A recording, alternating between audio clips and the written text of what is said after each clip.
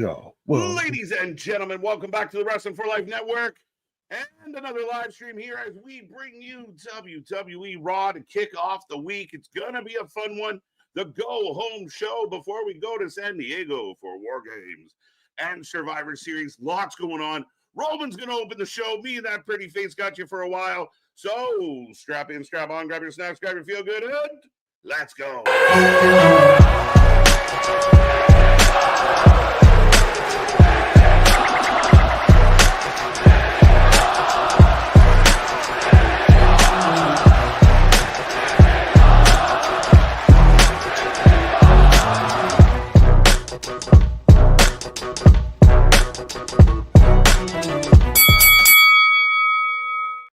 Ding, ding, ding. We're live and back at it again, folks. Like I said, we are the Wrestling for Life Network. We are the Wrestling Fans United.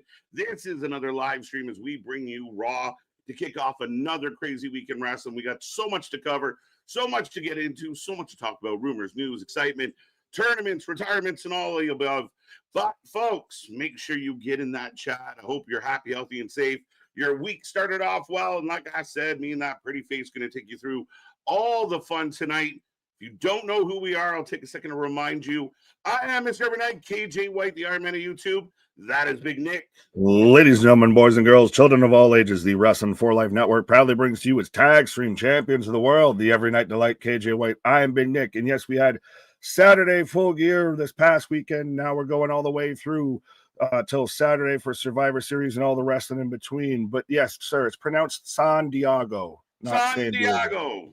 Yeah, but also I think one of the people in the chat already put it up there. I haven't checked the weather report. I'm not a meteorologist, but it's an open park stadium and everything. So Yes. if there's rain or anything in the forecast, we might get, coal and a poncho. Well, yeah, it could be interesting. We've seen it before. I mean, we talked about Philly being freezing cold for Mania Night 1. That's the risk. I mean, it's November. I know it's on the good old Golden Coast, but you still run the risk of what could come your way. Hopefully, it goes off without a hitch, and we're able to get a good show. No rain delays, no tarping out there. Right. Well, speaking of things that maybe had a hitch or two, real quick, recap how you feeling now a day or two removed full gear.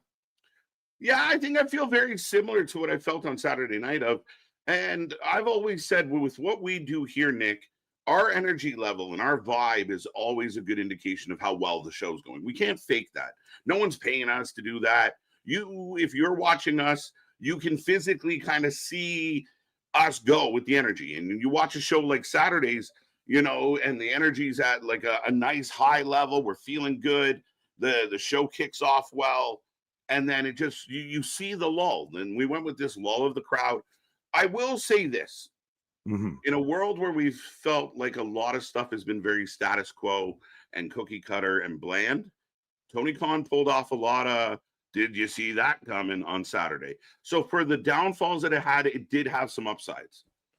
Oh, it 100%. It had a ton of upside. It very much, again, as AW fashion outkicked its coverage a bit. I was pleasantly surprised. I think I was at a 7.5 when we ended the show, and the only thing that kind of walked me down was the fact that they started off the pay-per-view with a pre-show, so we're all confused of if we had the right feed or not. I have a conspiracy theory I want to run by you and run by the chat and everything and everybody listening. Beyond just, obviously, they changed, the title off of Hangman to Samoa Joe because it's a surprise, it's a shock, it's who called that ending, and it's still, at the end of the day, Samoa Joe, even if you're mad about Hangman losing. With the potential sale coming up of, and I do say potential or imminent sale of Warner Brothers, which I think Paramount right now is allegedly the front runner. Tony puts the belt on Samoa Joe, guy, Twisted Metal, name value, a la Chris Jericho. If I'm going to shop AW's media rights, that's a guy that I have as my champion, as my flagship bearer. Okay, I can understand that. I get the value there. I think part of like the negative side of me wants to kind of point out of like, that's your world champion. This guy's supposed to be a big deal, a big star. So if Hangman is everything you say he is, then you shouldn't have to do that. However, under the current climate, you're right. I mean, Joe does have a little more, maybe not a ton more, but he does have more kind of overall name value, a better resume, that kind of vibe to Joe. I honestly believe that it's because they're going to give the belt to Swerve and they want Joe to be the guy to do it, not Hangman. I feel like there's a lot of protecting going on in AEW, and nobody wants to get their feelings hurt. So there's a lot of like this, a lot of fucking playing hot potato with belts to avoid going under. Well, at least with the main card, and I do admit my theory was a little tinfoil hat. I even prefaced with that, but Yeah, no, I it's not think bad that there though. is very much a valid, concerted effort to avoid having Hangman and Swerve run that back again. Of like we talked about of WWE's allegedly been kind of avoiding Cody and Roman interacting to avoid people thinking that they're going to have another match again. Uh, I do think you're valid with Joe's probably got the title to be that transition, to be that crossover. Granted, Mhm, there's not a lot of other big heels that can challenge Hangman outside of that. mhm, So yeah, putting it on a heel is a bit different. It's mhm, cool because it's like Moxley's Death Riders, but yeah. like actually legitimate. But I don't think it's because of feelings. I think it's just creatively of you don't want to run back Hangman and Swerve again. And I did like what they did was Okay. that was it. That was sorry. Oh, I thought you had more. I was just agreeing with you. Like, okay, I see what you're saying. As far as again, maybe I'm wrong, but it just seems like I could see Swerve beating Joe at World's End. I really No, could. like you and I agree with that. It's just how we Mhm. got there. You thought it was Yeah, more feelings and everything. I think it's actually Tony being yeah.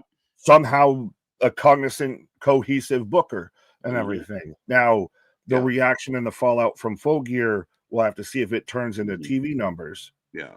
I did see an overwhelming amount of people, and then we'll move back into WWE Raw tonight, Yeah. folks. But I did see a lot of people. Some people really surprised me where it wasn't the best received pay-per-view of the year for AEW by any stretch. I feel like a lot of people were kind of mad on it, even though there were some good twists and turns. You still see a lot of the tribalists, the diehards, the frontliners that start to chip away. That the runtime, I think, is now becoming such a prominent talking point amongst Yeah. even the diehards of like you see even media personality that go Mhm, there and despite what you think of media personality that's going to an AW media scrum, mhm. but they're leaving the show at like 2 a.m. after Yeah, trains have already stopped running and everything. Like yeah. it's a little too long. They're praying for an hour press conference. Yeah, well, I mean, it's excessive. And I mean, again, I think people criticize the WWE when they started stop doing the media scrums, but the media scrums were silly. And I'd rather watch them do like a post show where the wrestlers come on, still like semi gimmick, but still touch on like personally, this is a really big moment, that kind of vibe. But it's better than, you know, Tony, wonderful show again tonight. Like, ah, let's get some professionalism in here. But the match runtime, it's crazy to me. And the counter argument makes no sense because you saw it. If you would have cut an hour out of that show, we would have kept our vibe the whole way through. We would have kept going. Just cut the fat out. And there's stuff that you're doing like a four-way to decide a stipulation. Dynamite. Boom. Collision. All right. A pre-show took out runtime on this pay-per-view. Yeah. What the hell are we doing? That's the problem. You overbooked your pre-show, Mhm. my guy. Yeah, and we talked about it. We're not going to go too far into it, but that pre-show stunt was ill-conceived. It was dead on arrival. Right. Yeah. We've already jam-packed our pre-show with talking about other things. So let's get Right. to WWE Monday Night Raw. We're gonna have the qualifying or the not the qualifying, The the what advantage, determines the order. Yeah, the advantage. the advantage match. Roman Reigns will open the show, Hmm. and Roman is set to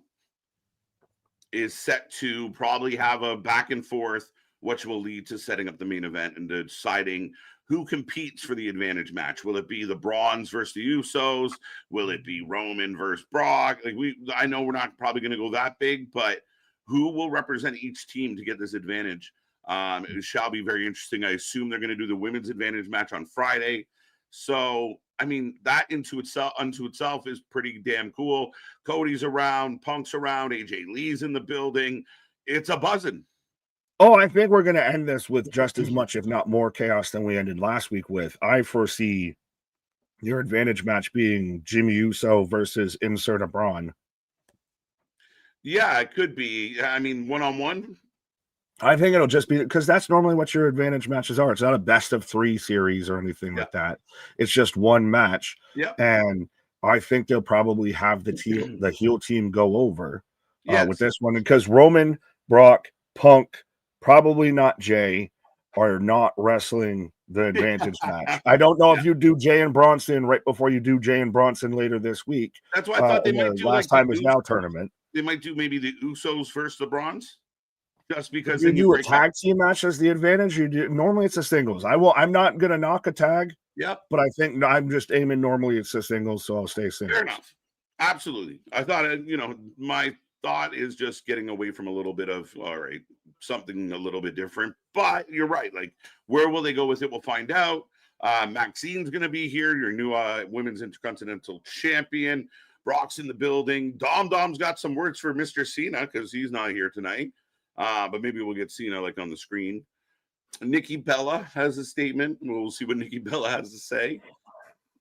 This woman hasn't won a match since he's been back and is now challenging for the world title. Right. Yeah. The last time now tournament continues. Gunther, Carmelo Hayes. I've seen a lot of discussion online about this today. And I'm actually surprised. There's a good contingent of people who are like, let Carmelo go over. There is that. Oh, well, there's always going to be that contingent, and it would be interesting. I think that's going to be even more more compelling and better played when he doesn't, but has a hell of a match and almost makes you believe that he could go over in that match with Gunther. I still think at this point, now with Sheamus out, and no spoilers for SmackDown because it's already been taped, but with the way the tournament field lays out, I think it's going to end up just being Gunther versus John, which is kind of what we thought all along. Yeah. I mean, now my argument and from the beginning was if you were going to do Gunther versus John, you could have probably got there in a better way. The tournament, though, hasn't been bad. It's lent for a couple of surprises. Now Sheamus is out, who's going to take his spot. So, yeah, I mean, in the other side of this coin, Penta Solo. I mean, this really could go either way, but Solo looks like a badass. Solo has history with John, but people like Penta. You're going to get Gunther's going to go on a run of who do you face in the first round that I'm already forgetting? Javon, then he's going to face Carmelo, and then you're going to get Gunther Penta. That's a huge run right there of fantastic matches that we all I don't want to see it because reasons. Right. Fair enough. As we are about 15 minutes away from the start of the show, folks, remember, like, share, subscribe, be a friend, tell a friend, hit all the buttons, be a part of the family, be a part of all the shows. We are going to say hello to the fans momentarily. Did want to take a second to say shout out to Mr. Noob. Mr. Noob, our new prediction champion. Big win on Saturday. Had a great run. A lot of people struggled. So I got to give Tony Khan credit. A lot of people got 3 right, 4 right. Only 2 people got Ricochet correct.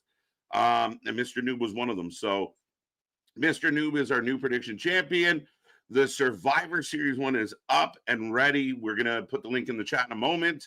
But we are live and we are taking your predictions for Survivor Series. You can take Mr. Noob's belt. Unlike our good old buddy, Jose, this might be a shorter run for Noob, but back-to-back champs could be a thing, sir. Yeah, go on that Hangman run, brief championship and everything. The Noob is the Noob as the champion. And I like that it took a 5-4 record to win of just barely above 500. Because, yeah, I was going through even what I submitted as about. I'm like, I probably got like 2 right. So that's the thing. But was thoroughly entertained throughout the show. That's the thing is when it's unpredictable, it works to your advantage. Yeah, and I think there was good.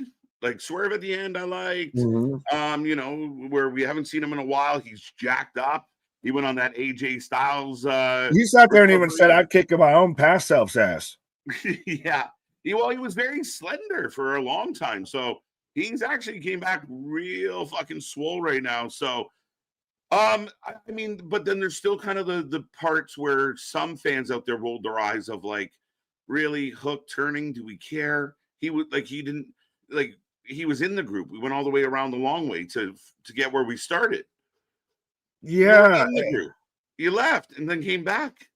the Hook turn was awkward. I can't wait till Eddie has to tear into, I guess, Hook, if that's going to be their fucking feud for a minute. Yeah, right. But like the Moxley O'Reilly match kind of sucked a lot of that. Really, kind of to me was the biggest like downturn in the crowd.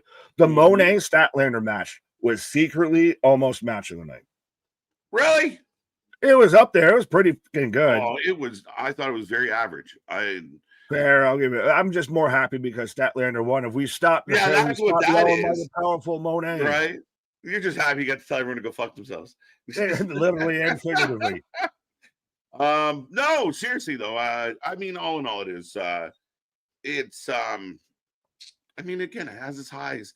I just think Tony's got to learn how to edit himself, and Tony's got to learn how to, kind of just make sense. Ask himself, if I was reading this or watching this, what would I think? Like, he's got to kind of come to terms with, like, Moxley's killing them. I keep saying it. Moxley is the anchor of every fucking show he's on.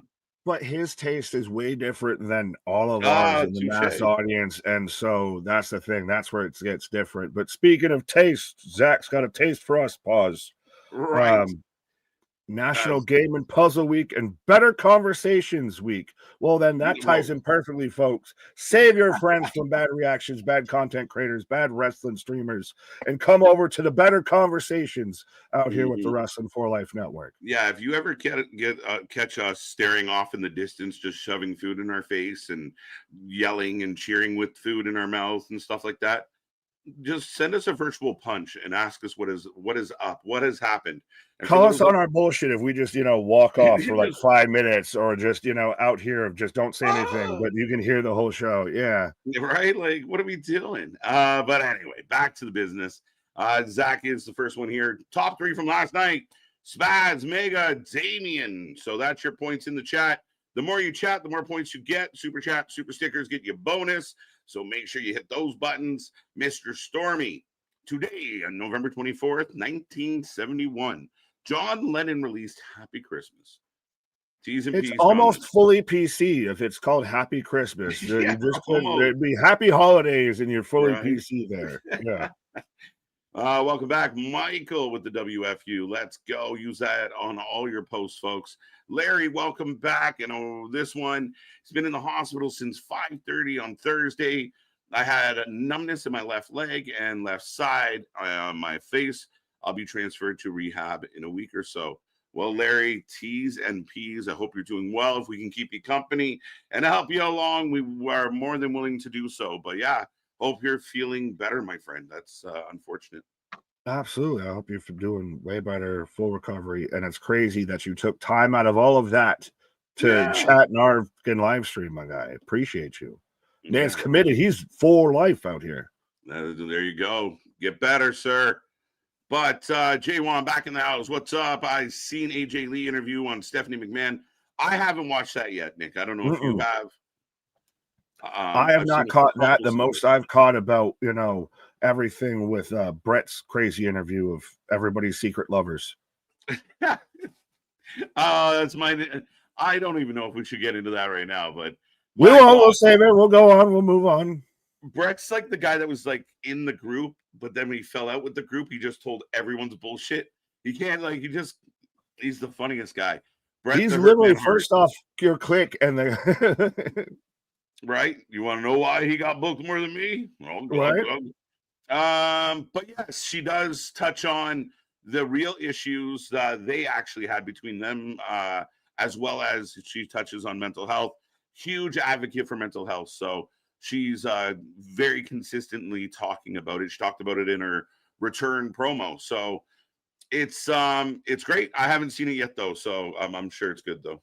I haven't seen it, so I can't officially say. But if they at least had that conversation, if Steph was willing to publicly put that out there, that they had that conversation of where they disagreed, good on both of them. Good on Steph especially, because you would figure that WWE wouldn't do that. Like AJ would have that conversation. She's married to Punk, the fucking voice of the voiceless. As you would imagine. Steph having that conversation, good on Steph.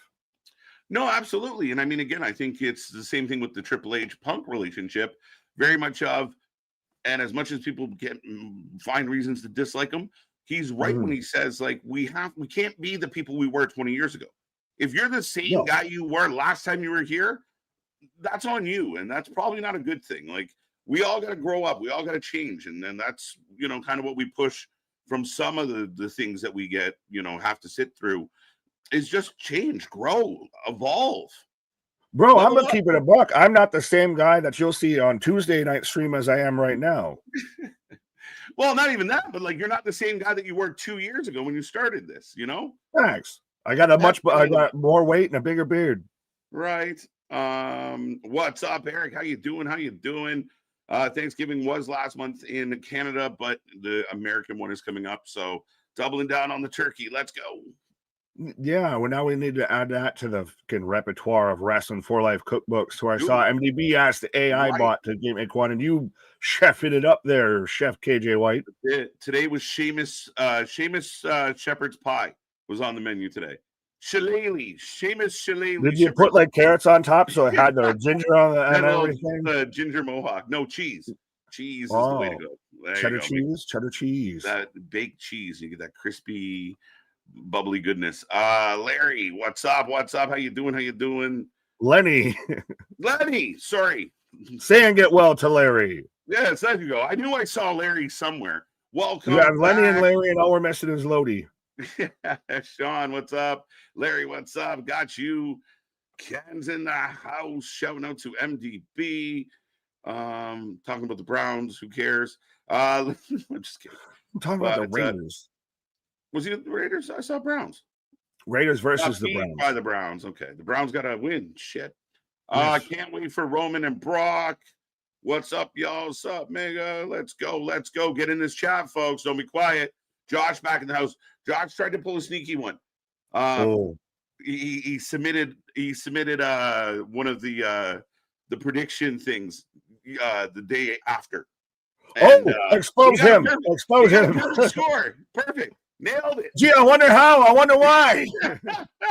I looked at the timestamp. I'm like, you trickster. Gosh, my guy. This is why we got to have the honor code now and everything. Ronan, let's go. 5 days till Survivor Series. Now, did you see the teaser going around? And I haven't verified it because I only saw it the once. But it's like the lady putting on makeup and it says 4 days away.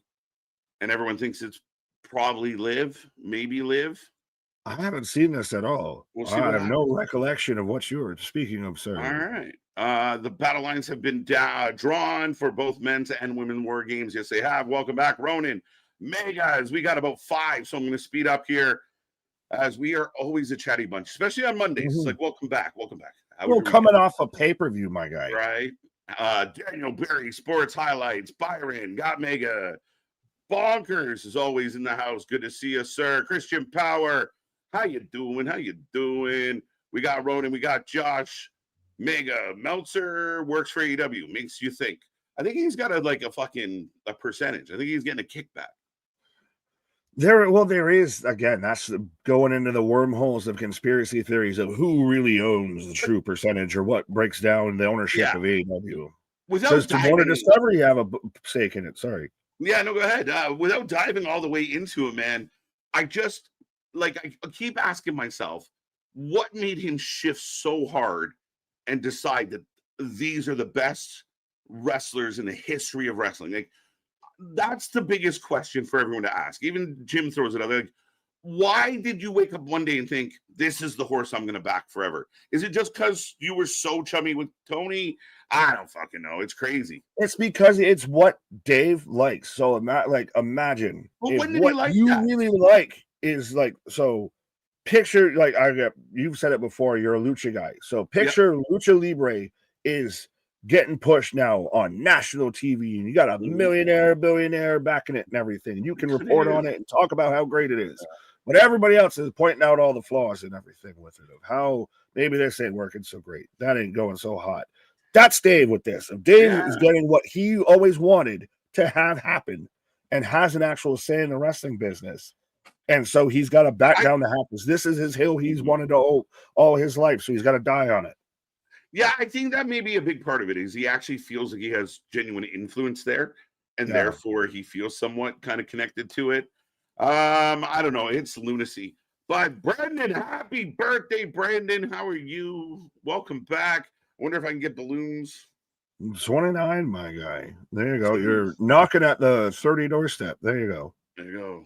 Knocking at 30. MDB back. Let's go. I don't know what you're saying, but I'll take your word for it. Alan, welcome back. Safid, good to see you. Michael, good to see you.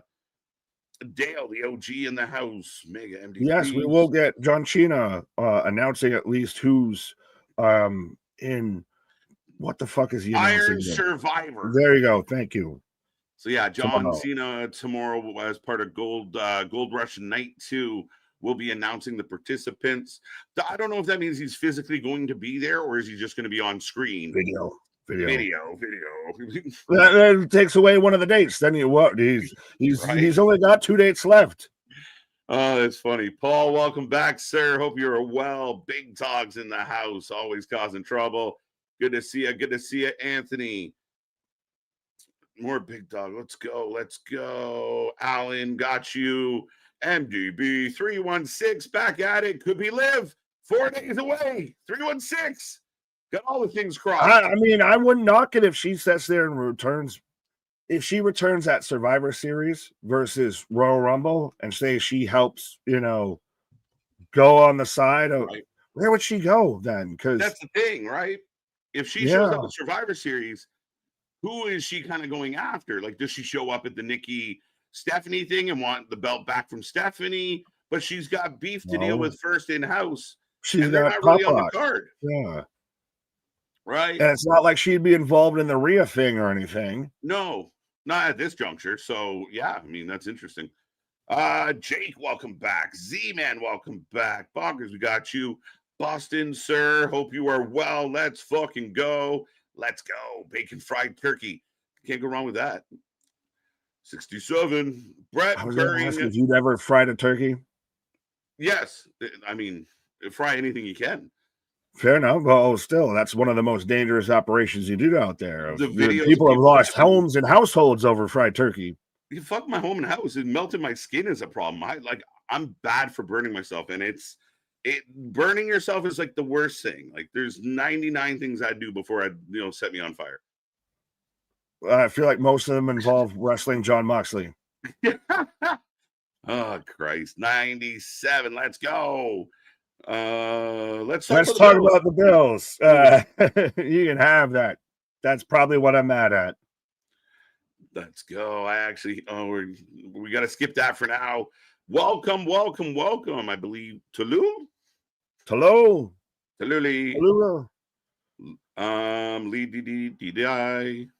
I got Bailey Douglas up there excited for Raw. Today's also my 25th B-Day. Can I get a whoop, whoop, whoop, whoop? Well, happy birthday. So we got double birthdays out there. We got Cooper up there on Twitch, and we got Bailey with a birthday.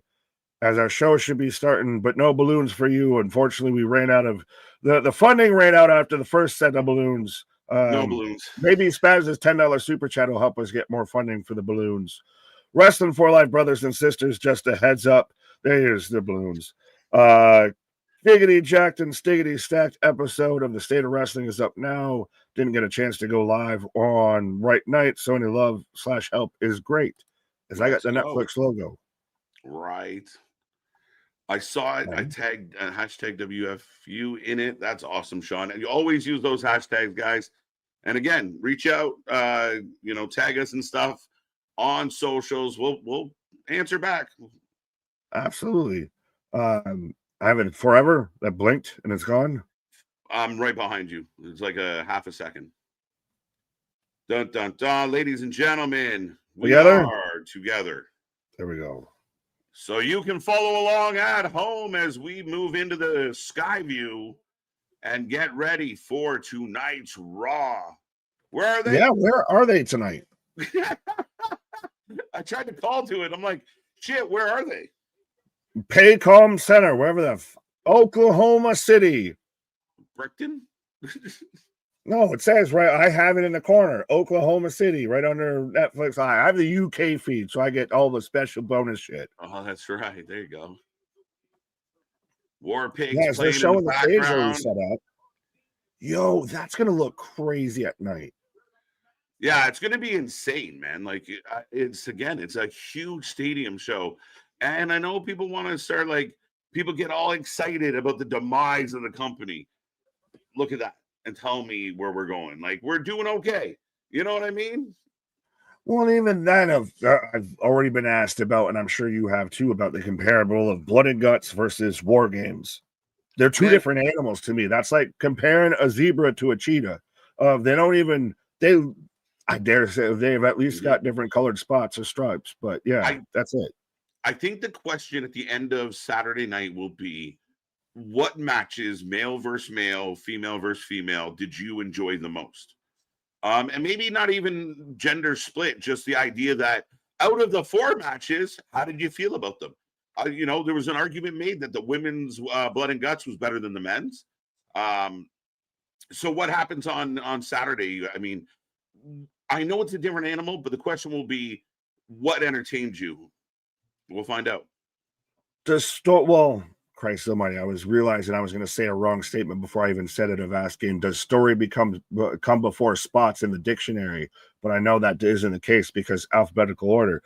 But as far as in your wrestling mind, story over spots, because that's what it is, kind of Blood and Guts is spots, is blood, guts, and gore. Literally, it's in the name, versus War Games is going to be more story. You're probably going to get 1 or 2 people on that whole pay-per-view bleed when we had 7 at Full Gear. Yeah, well, that's one of the things that I think is on the predictions this time is, will we get blood? Yes or no? And that becomes the question. Will someone, now we've seen Cody bleed a little, we've seen others, but it seems like they got to bleed the hard way to, or else it's just one of those little, capsules. Well, they don't even really bleed like a sky blue bleed. That's a tongue twister, I have to say. Joe was crazy on Saturday. He's out there and spitting out blood, my guy. That's the most badass picture of all time. And that's, again, though, why I don't care if you're mad that they took the belt off of Hangman early. It's Samoan fucking Joseph. But Hangman's run sucked. Wasn't great. Either way, then that's more the case for Samoan Joseph. I like Joe. I can't be mad at the decision. And I didn't But I know there have been a fair amount of people online who have been. Yeah, fair enough. But we get the body cam as we break down what happened last week. Now, remember how epic Roman and Punk were in the cage last year? What's it going to be like this year when they're maybe a little friendlier than before, but is there still going to be are they still going to be fucking around? This goes to where everyone cuts to the fucking meme of them just being their Zootopia characters, of they're just going to have zebra heads on and everything. But Penta, smooth as butter, my guy. Smooth operator. Just smooth. He glides. You basically just took the babyface theme from last year's War Games and swapped out Cody with Sammy and called it a day. Pretty much, right? I did see a thing going around where you had that moment where Roman cuts off Punk and Sammy goes out. This year, it's going to be Punk cuts off Roman and Jay goes out. Could be. Becky's here all furred out. Mr. Noob, the reigning, defending predictions champion out there, saying, I'd be shocked if we get legitimate blood. See, now we've had Jose out there defending the title internationally. Now we've got Mr. Noob out there defending on the highways and byways, my guy. We're going coast to coast. Yeah. Road Warrior Noob. What a rush. What a rush. Hi, Mom. Yeah, devil's kiss me. That's bold strategy, especially when you're probably there with your girlfriend, I hope. You can knock down a couple steps if that was a... I'm holding it behind her head so she can't see what it says. I volunteer as tribute. Oh, it's a woman. Sorry, I ain't going to knock your hustle. Here comes Roman. One's up. Acknowledge your tribal chief, folks, and acknowledge your tribal streamers right now. Is make sure you hit that like, share, and subscribe, and hit that bell notification. And again, we got All the wrestling from A to Z, from 1, 2, 3, from Monday through Sunday. We got you covered with all your wrestling action. All day, all week. Let's go. We got more coming your way, more surprises, more upgrades. As you see, we continue to evolve, grow, and change, and try and offer you all that you can ask for from your wrestling coverage. Remember, we want to see triple digits in every single convo. So go find everyone else that's watching wrestling elsewhere. Save them from those bad streamers. Bring them over here where we can have a good time. Save them from missionary every single night. Let's go. Bailey, I'm finally watching off a TV for the first time. It's debuted on Netflix. It's so much better compared to a cell phone for sure. Well, there you go. Well, yeah, amen, brother. I'm glad I got the. Sorry, I just said it. Glad he could. Well, I was going to say I'm watching on dual monitors. I don't know how if you've got a TV and a monitor that you're watching it. Yeah, so usually my main show is on a TV. Shout out Samsung. And then I have the additional monitors for when we're going insane around here. Fair enough. I just got desktop on laptop action, and I got tabs on Windows. Yeah, sometimes I got a hockey game on the phone. The fucking yeah. See, you were built for the quad box. You were built for the quad box, right? No, one day we're gonna have that studio set up. We get all the fucking screens. We'll tell you what's happening in FIFA. Thunderdome. Right? What's that? So we'll be telling you what's happening in FIFA. I was almost Fifi. Trying to make a joke and it wouldn't fucking connect. So. I didn't say Fifi, Nick. I said FIFA. But FIFA. Roman Reigns, one's up. How we doing out there? Get your ones up. The OTC kicks us off tonight. Now, and I'm glad to see that he's not supporting the fucking shooter sleeve that everybody tried to report that he was running an elbow injury because he wanted to be styling and profiling. He wanted to be dropping them threes like Steph Curry with the shooter sleeve. He just wanted to look cool. I'm the definition of irony. I'm throwing up a 1 in a CM Punk shirt right now. Well, I'm looking like fucking, American Sami Zayn. Where did Tom and Nick go?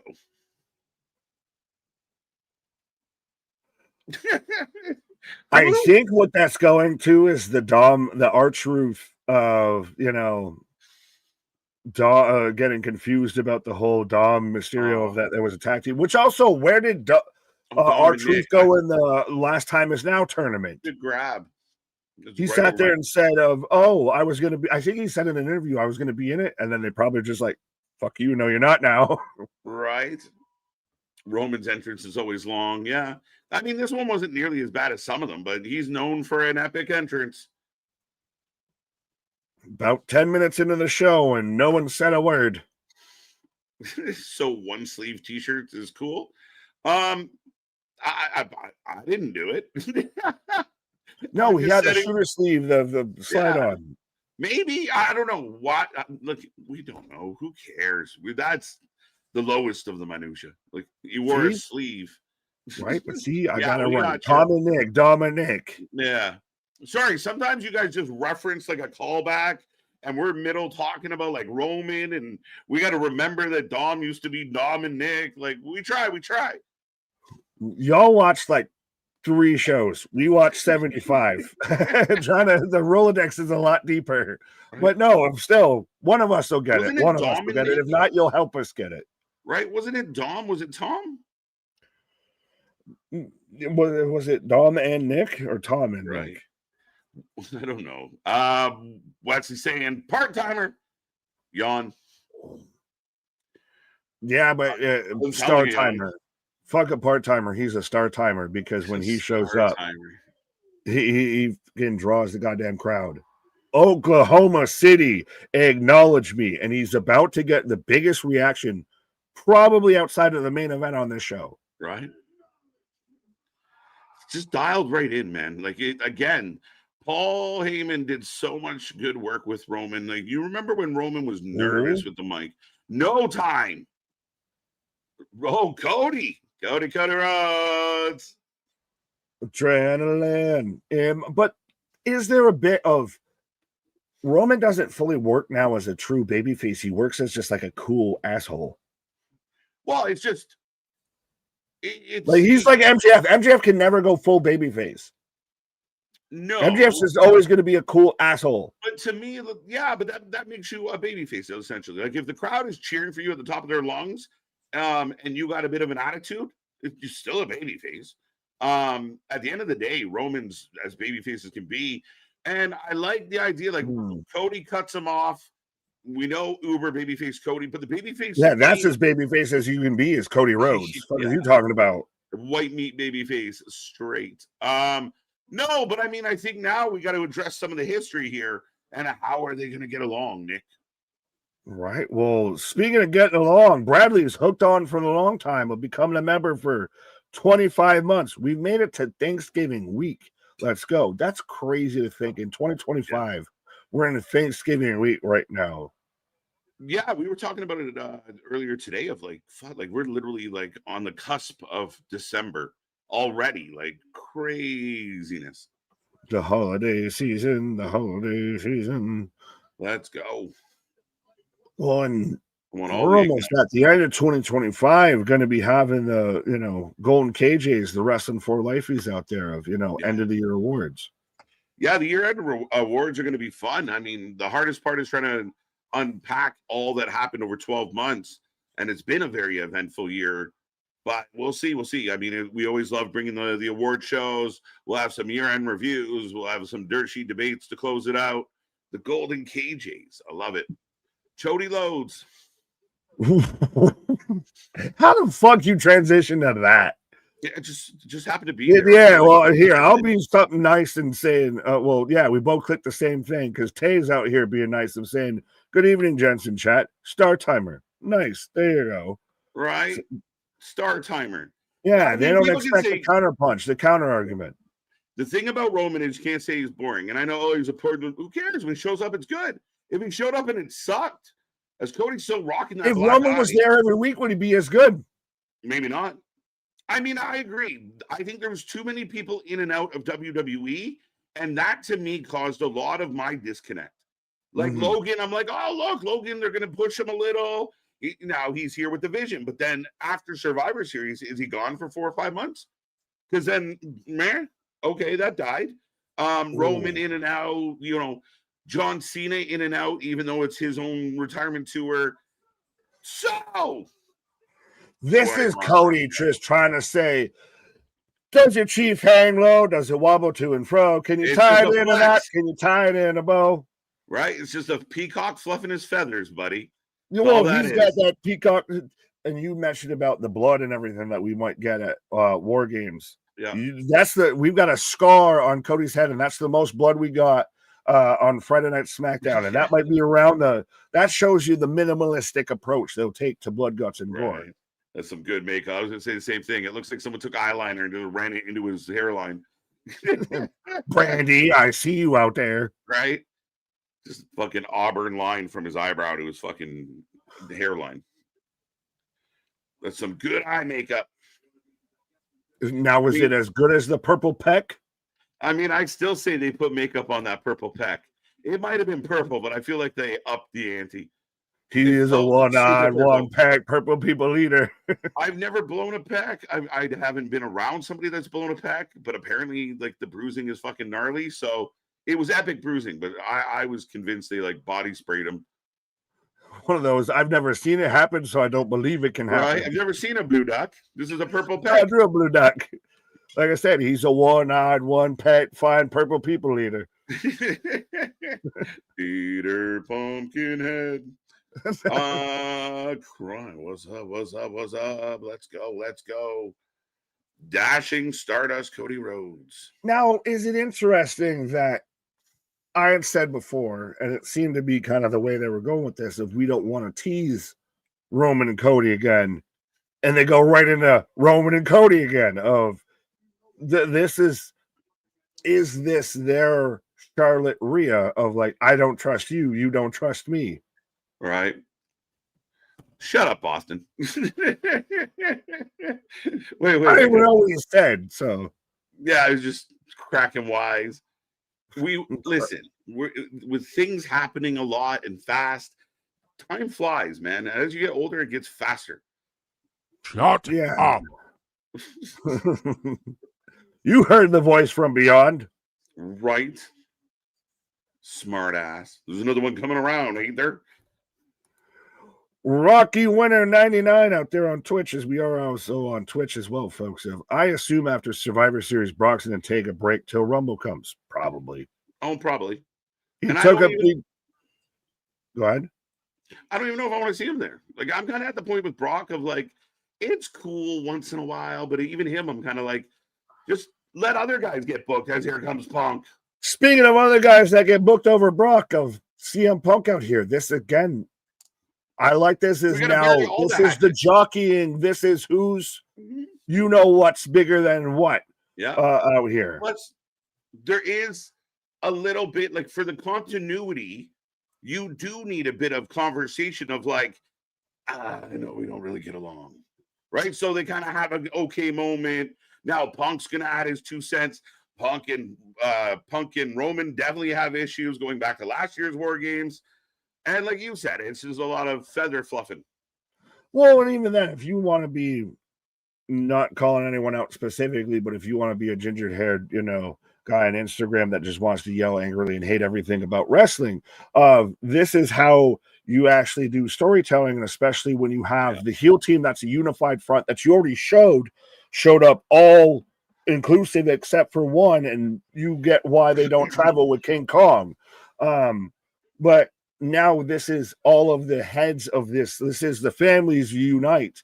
So they've got to sit there and, you know, squash it out of who's leading who and who's beating who type of thing. Oh, 100%. 100%. And everybody, I mean, again, you're at the top of the food chain. The egos are a thing, no matter if you're bad or good. It's a dick measuring contest, but again, it's going to happen because again, it's the same thing. If this wasn't us out on a channel or whatever, and you're the captain of your team, and I'm the captain of my team, and so is the captain of their team, and we all have a little powwow because we all got to teamwork together and everything. Now it becomes who's leading who. It becomes that who is going to be the one calling the plays here and who's doing this. Yeah, and it's one thing when shit goes down in the heat of the moment, and then the fight breaks down, and you're like, okay, and you're standing next to a guy you don't particularly like, but you also didn't want to fight all those guys by yourself. So now we got to actually hammer it out and be like, we'd really like to win this cage match.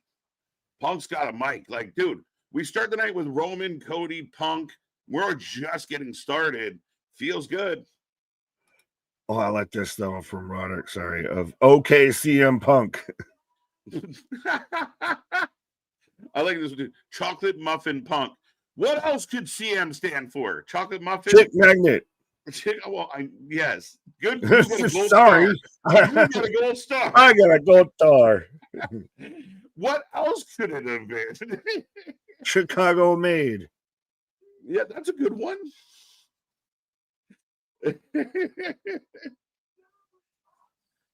Oh. Acknowledge us. And he even sits there and gives a little smirk and a little nod to fucking Roman. Yeah, Roman kind of just gives him like the careful, bro. Gimmick infringement, my guy.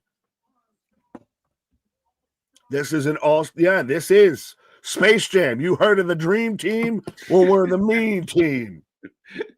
We're the Mean Team. Someone do a fucking edit of that, please, and I will share it on any platform I can. I will project it outside of my house. Wouldn't the Vision and such be like the Monstars? And that's what I'm saying. Of that's that's perfect. So who's Bugs? Is CM Punk Bugs? No, who's MJ? Who is Roman MJ? Yeah, Roman might be MJ. Had to pull him out of part-time to come back. Doesn't Cody have to be Daffy? Is he that or is he Porky? Because it's one of the we both make it the list up the same way. It's got to be Daffy because of the tongue. Like I said, we're both making the list joke of you're making it one way and I'm making it the other way. but I'm the world heavyweight champion. I mean, technically, I know he's not involved, but Pac would be fucking Porky Pig because he never has clothes on, never has pants on. Pac hates clothes. He's like, I wear my gear. No, now he's got pants. No, now he's wearing the tight pants. Well, who's Jay? Taz? Yeah, yeech. Fucking hell. Jimmy? Naomi's Lola Bunny. Lola. Her name is Lola. Ooh. Big pop for Punk. The lineal AW World Champion and the current WWE World Champion. Right. Or World Heavyweight Champion, which is it surprising that most of the world champions right now in pro wrestling have a lineage to AW? Yeah, no, I mean, in a way, and I know some of the sickos out there trying like act like it's a feather in their cap, but it's a double-edged sword, Nick, of yeah, it's cool because Punk probably doesn't come back to wrestling. Now, we can't say he would 100% not have come back, but AEW definitely gave him a platform to jump on and be seen again. Cody had a place to kind of build his resume up and come back. Right. But yeah, I mean, it also shows the other side of Tony had him. But you even get like Kaz was in AEW. Of now Takashita right now is IWGP World Heavyweight Champion and is also in AEW. Right. So you get that weird transitional. Oh, Roman walking off. Oh, the belts look better on my shoulder. Those belts look better on my shoulder. Pancho the Dingo, shout out from Colorado. Let's go, Pancho. Are you talking to me? I think he's talking to me. Are you talking to me? He ain't talking to me. This is good. Roman laughing.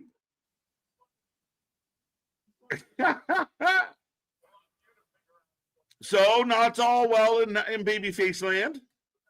No, but so again, we've got to do same but different of what we did with the women. We've got to convince an integral member of the team to join us and be part of this and be part of the whole crew. So now, so what? So CM Punk and Roman or CM Punk and Cody have to convince, the Usos to pull him into a sit down with all of them.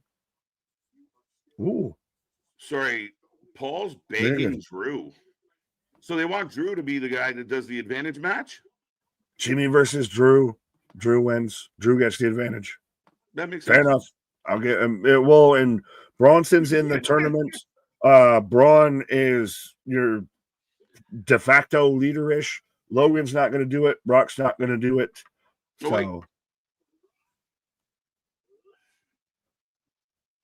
yeah, see, Logan says Brock, and then Paul instantly is just like, shut your stupid mouth up. You don't know what you're talking about. Oh, so is it going to be a tag match?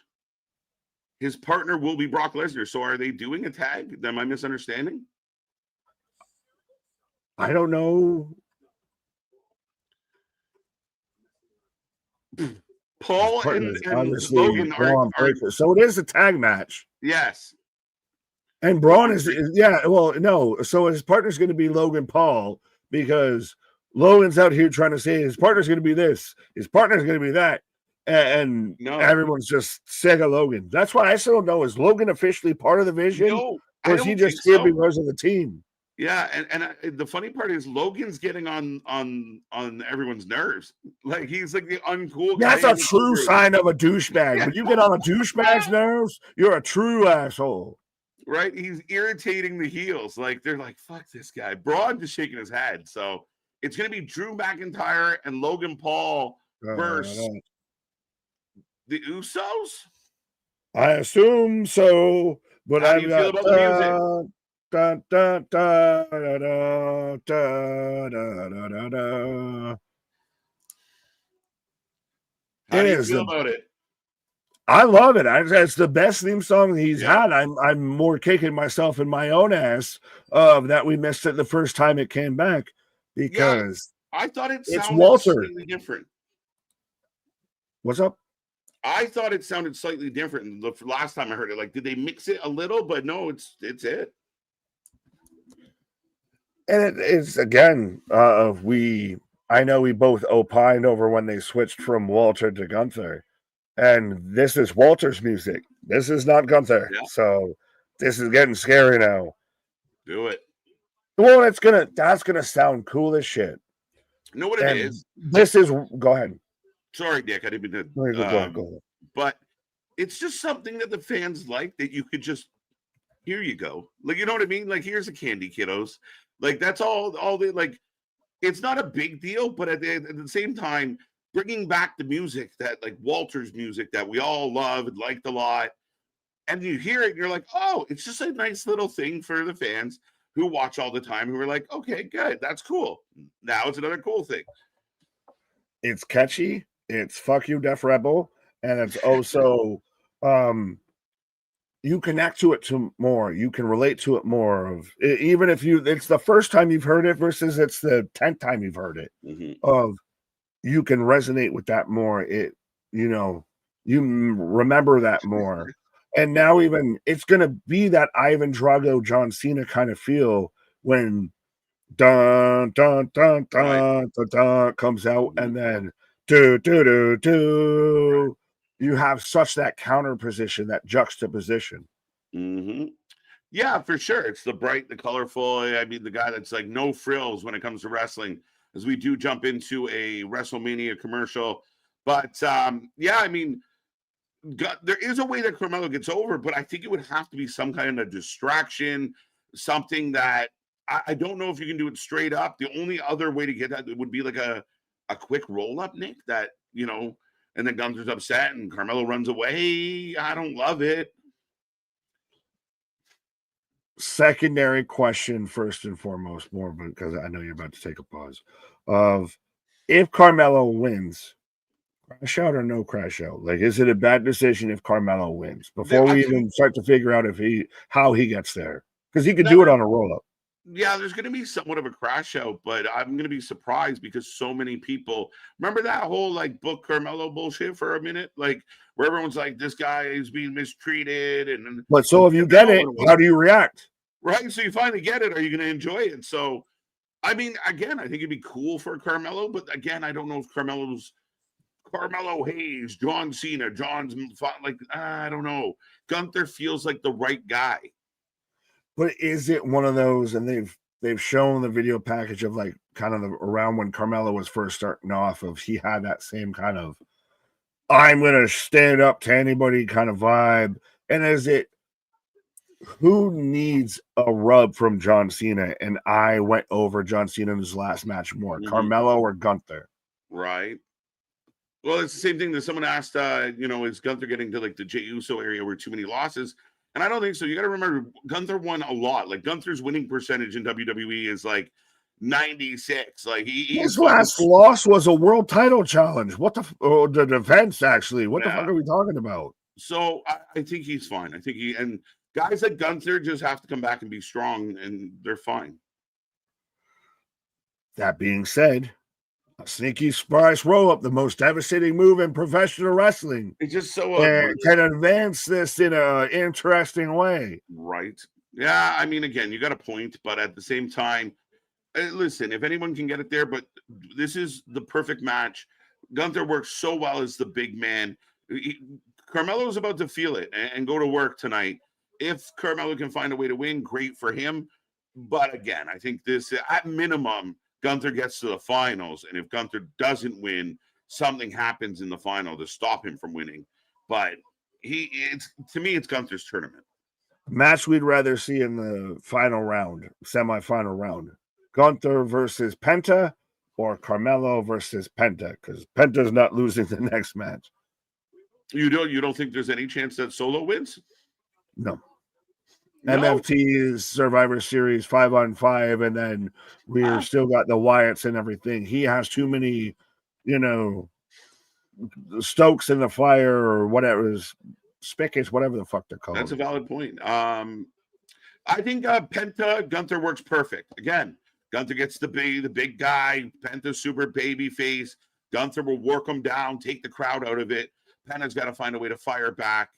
And ultimately, I think Gunther beats Penta. And even if Penta takes the L, great tournament for him. Gunther was what we expected. Again, I think we could have got the Gunther without the tournament. But we got, some fun moments in the tournament, so I'll give him credit on that. As we get a ding ding, I will be right back, sir.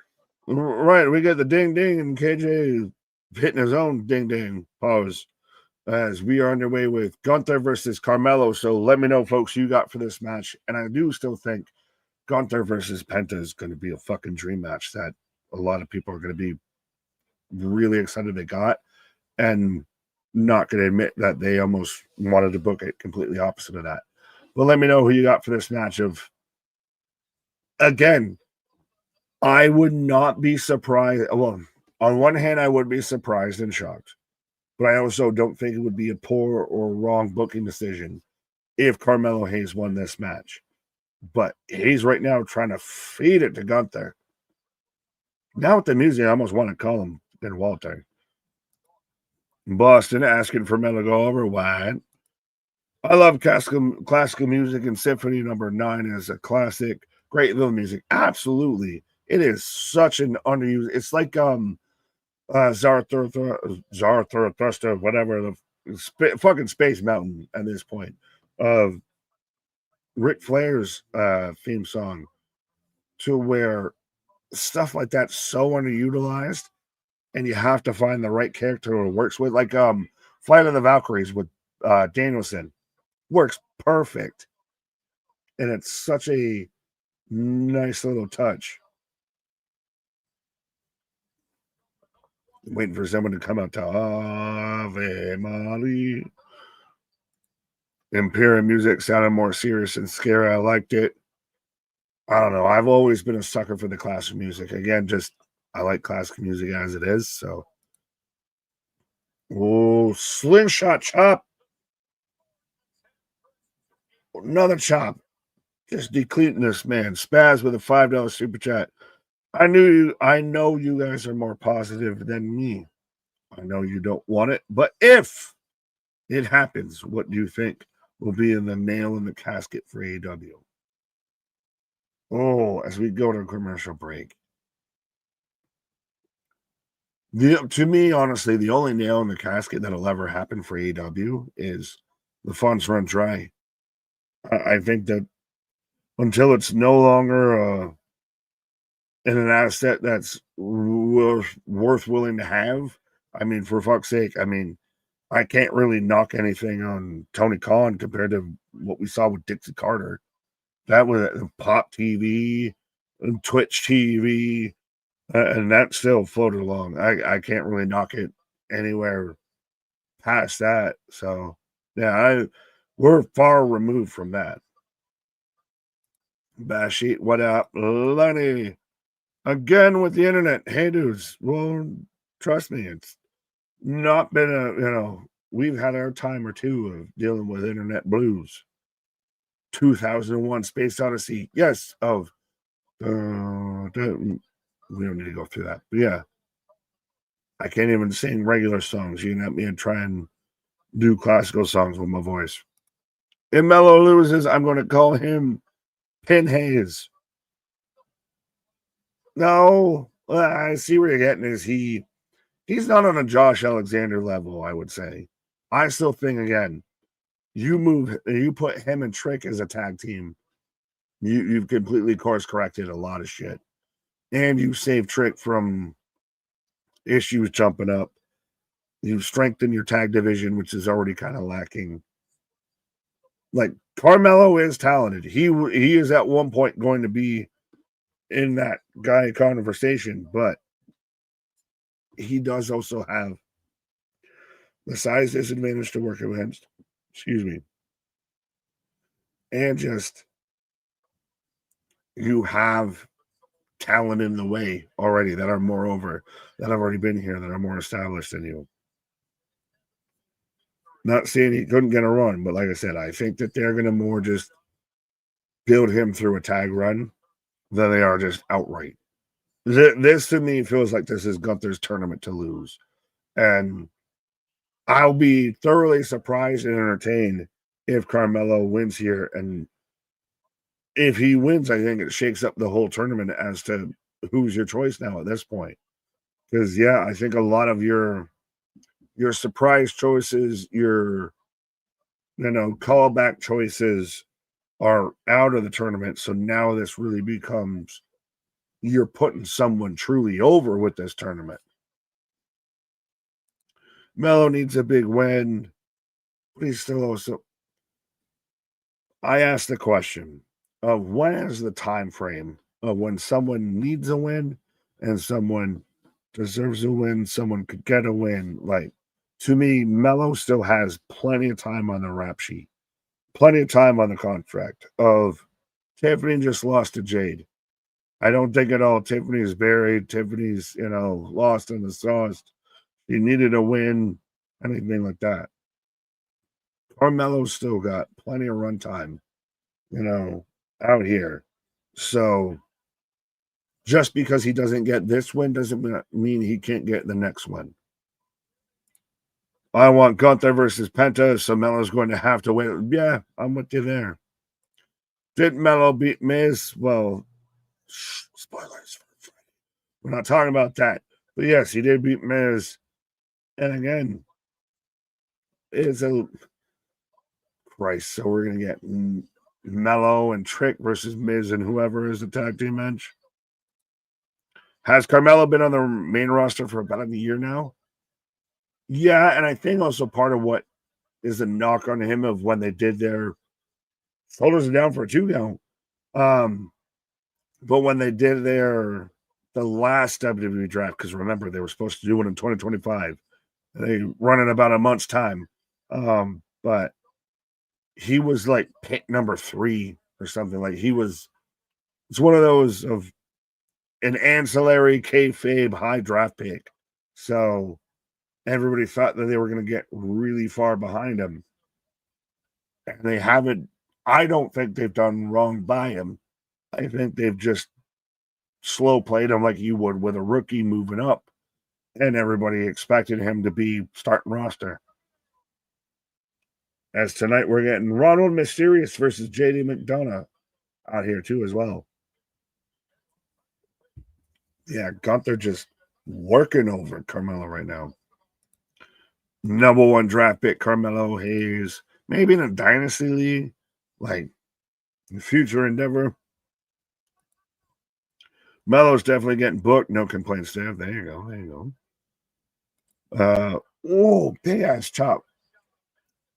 Huge uppercut. And again, this is what makes it great, and especially when Gunther working with smaller guys. They sell every move that he's doing. Like he hits an uppercut right there, and it's put you on Dream Street. You're lucky you're still upright with shit like that versus a guy similar of stature. Similar of stature. Gunther works really great with having a guy who can work from underneath him. Pause. But yeah. Nick, again, here's another recipe for the Wrestling for Life cookbook. The Rock's Brahma Bull barbecue ribs with the Rock signature Samoan barbecue sauce. Thank you, Christian. I think that's more of a name than a recipe, but I digress. Melo's right 10, the mid-card, where he should be. He will get his mid-card title soon, hopefully after a feud with Ilya. Could be. That'll be a hell of a fucking match, though. And that's the thing, is right now, WWE's mid-cards, I see once John loses it, because, at least his last match, he's losing he's losing the IC belt, if not at Survivor Series. And then the U.S.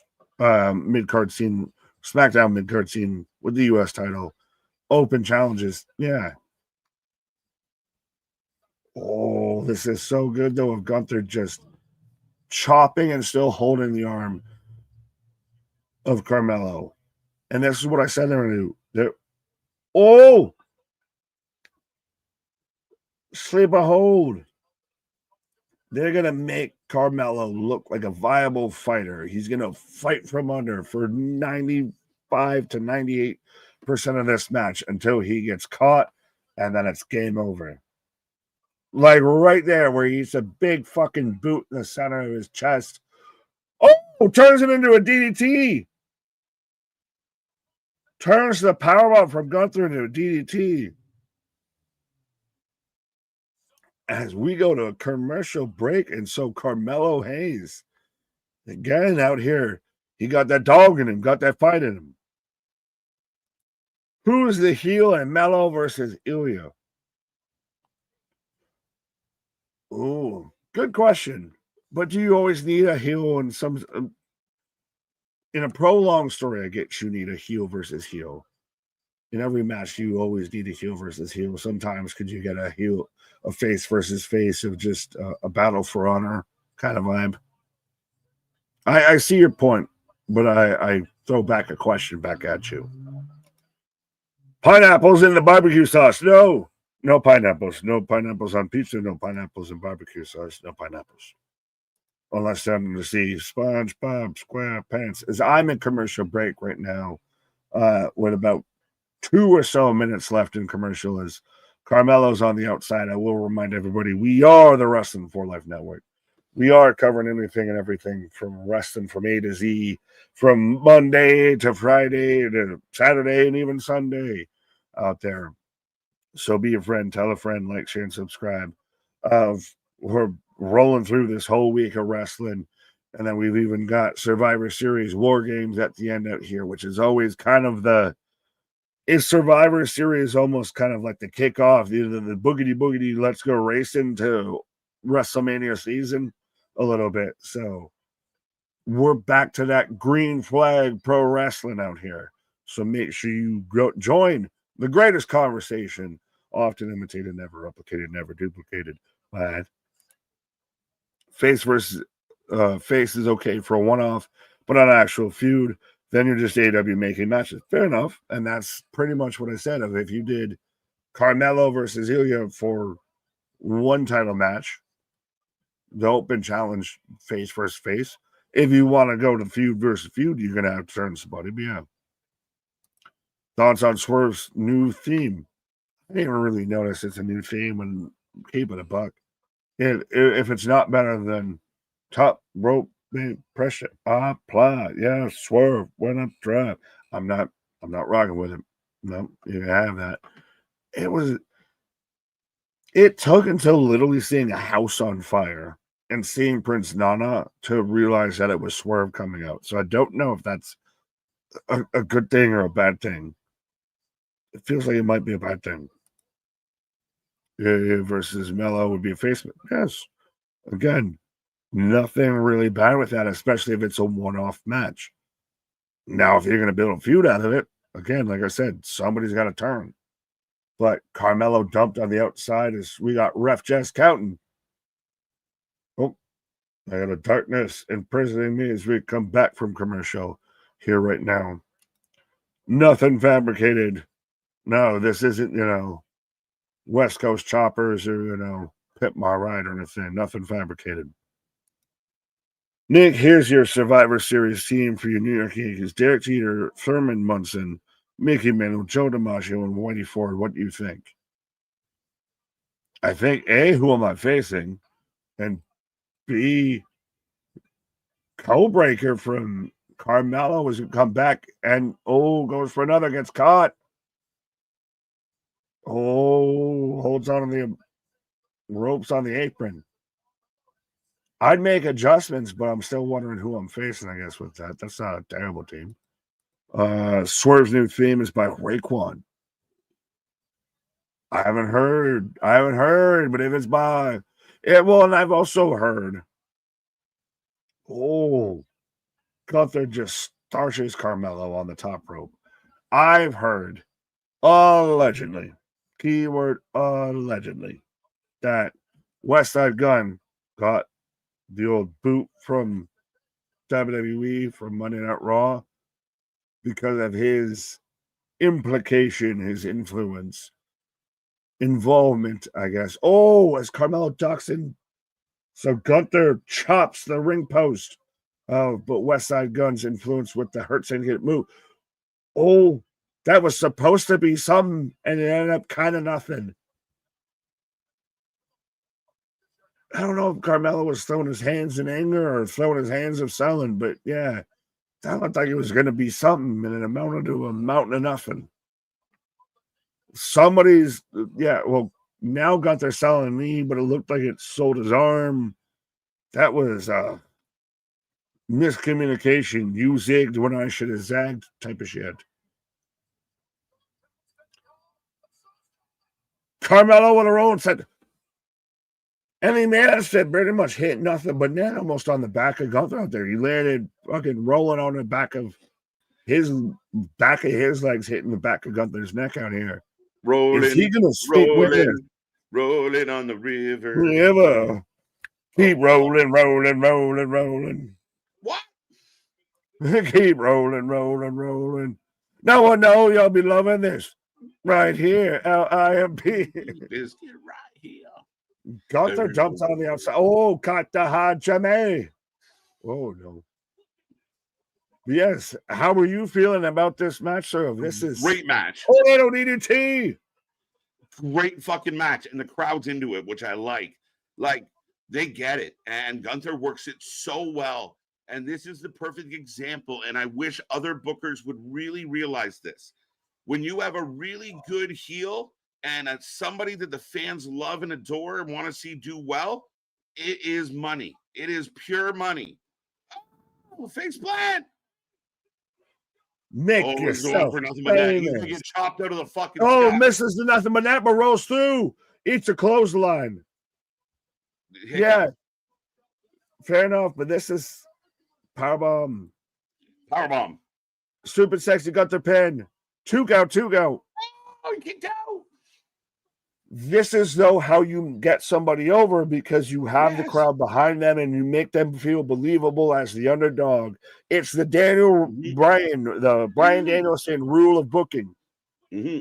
This is why you don't book guys like Daniel Garcia or Wheeler Yuta or Hook as badasses. As like you can put them down as guys with chips on their shoulder, but you can't have them go toe to toe with everybody.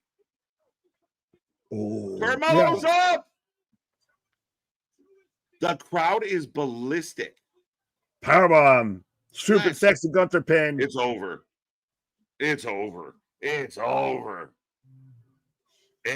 played out exactly how we said it would. Yeah.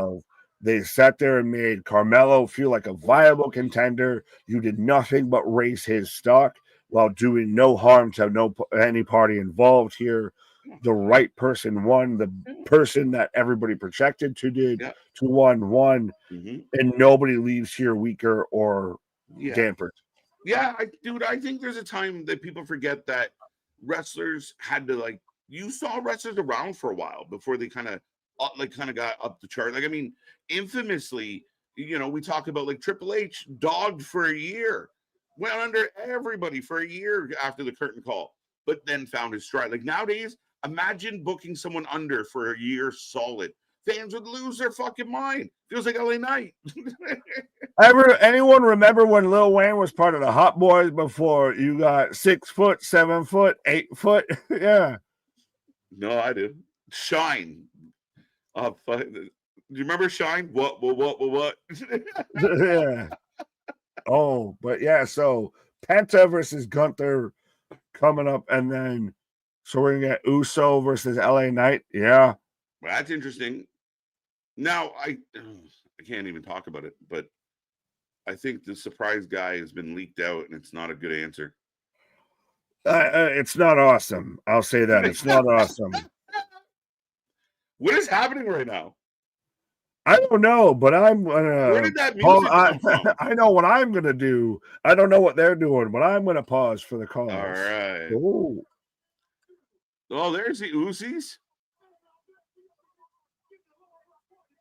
I now like that I want to jersey know on Jimmy. what Jey Uso out here just pissed off. Like he's the drunk uncle walking in. He really is. Like, is he just gonna be the one that cousin Eddie that just fucks everybody out here? Right. Shitter's full. Now that's a fire. Like that's yeah. No, we're just out here like one happy ass family. Well, I'm gonna be the one happy ass family over here for a minute. Oh, there you go. Nick taking a pause for the cause. Raw rolls on. We got the Usos. Like I said, right now they got a little bit of a chip on their shoulder, showing some love to Punker. Jay trying to rally the troops. Come on, Gunther. Gunther gets the dub. Big win for Gunther. I want to see Gunther in solo, but I know Penta's going to win. I think Penta's going to win, Paul. I agree with you. I think it writes itself as Jimmy and Jay walk off. Roman just shrugs at the other two. Come on, bro. Whose team is it? There you go. It's like Jay's team. As now we go to a little Never Give Up, the Last Time Is Now segment with John Cena on Success. How we doing out there, folks? We having a successful day. Monday in the books. Don't forget, we're back tomorrow for NXT 745. We go live. Also, we'll remind everybody, it's very important that you are here for Survivor Series. 6 p.m. Saturday, we go live.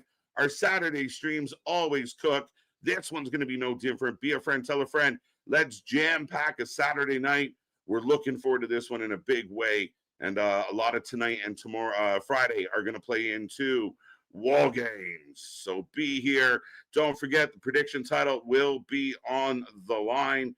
And make sure you get your predictions in as I'm clicking all the wrong buttons.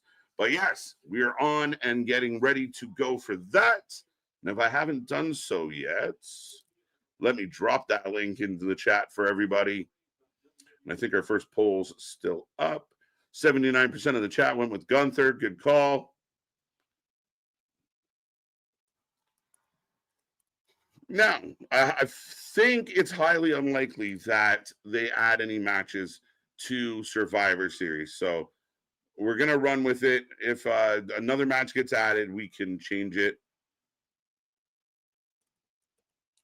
But there you go, folks. Your prediction link in the chat.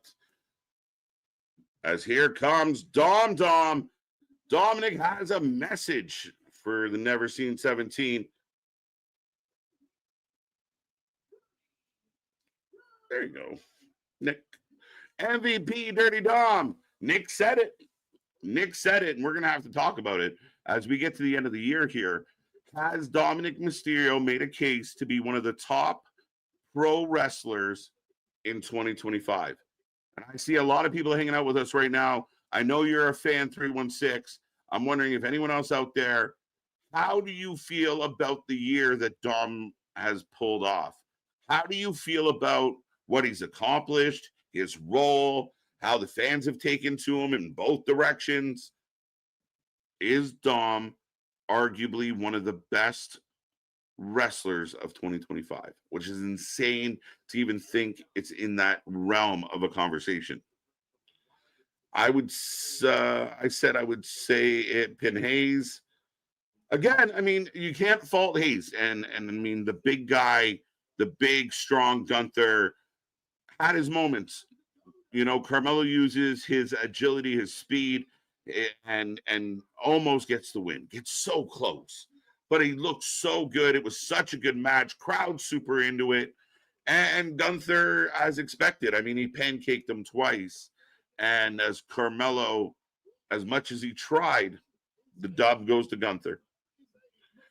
Is Kurt Angle going to wrestle one more time? Roderick, I do not believe so. I don't want to speak on his behalf. I'm not his doctor. I didn't play it on TV. However, I believe that there's been a lot of damage to his neck. Obviously, we know the stories about the broken freaking neck.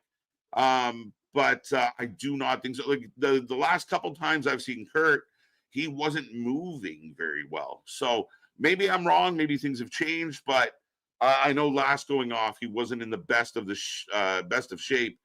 As we go to the sign of the night. Way to go, Gunther. MVP, future world champion. Yeah, I mean, it's hard to argue with that, Bailey. It really is. Has Dom always had the... No, it's new. And again, you guys can let me know how you feel about it. It's an interesting choice, but it is very new. 4 letters, 1 word.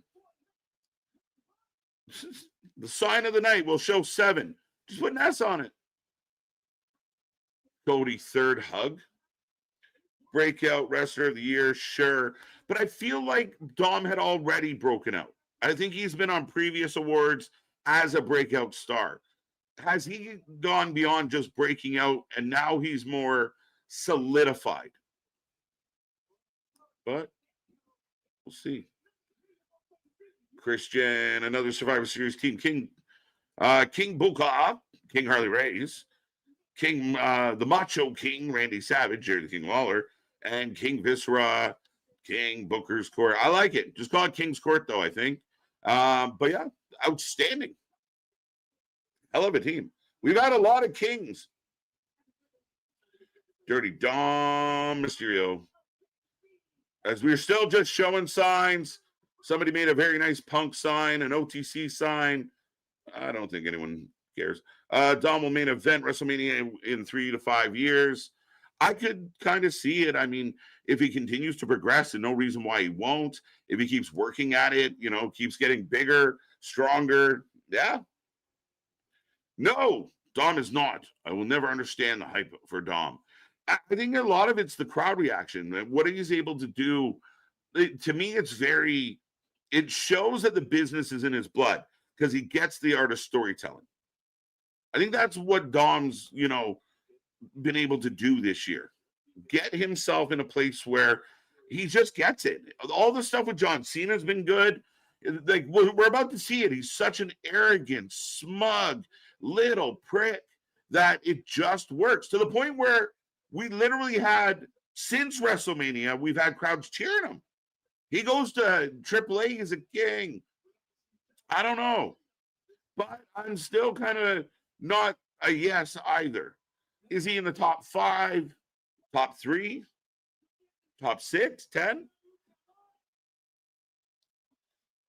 Dirty Dom is better than the whole roster of AEW. Oof. Fighting words. Could be true. Dom El Grande Americano versus Lucha Bros is going to be a banger in AAA. It's going to be outstanding. And a lot of fans happy to see the Lucha Bros back together. Are we teasing for the future? You know they are. Dom is a bigger star than Steiner. Never thought I would say that. It's crazy, right? Like, remember, I mean, we say this a lot with Dom, where we were almost had him like out the door. Almost send him back down to like put him in NXT, release him. He just doesn't have it. And then he found it. Rhea Ripley made a man out of him. Yes. See? Yes. Days with me. Dom could fart and people would cheer. He's so over. He's probably the number one person for superstars that had the best year.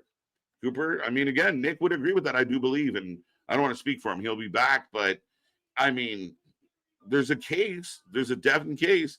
And right now he's working heel, and the crowd is booing the hell out of him. Hey, he's got to do something of note. He's young. He will. Again, Keyshawn, I don't think I'm stressed at all about Carmelo. When Carmelo shows you he can do what he just did, there will be a time for Carmelo. But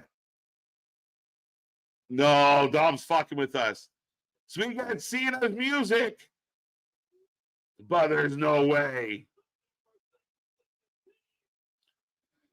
Joe's losing it. I don't believe it. Dom looks like he's amping up. Can't see him. We can't see him. Can't see him. Oh, no. No. It's Cena.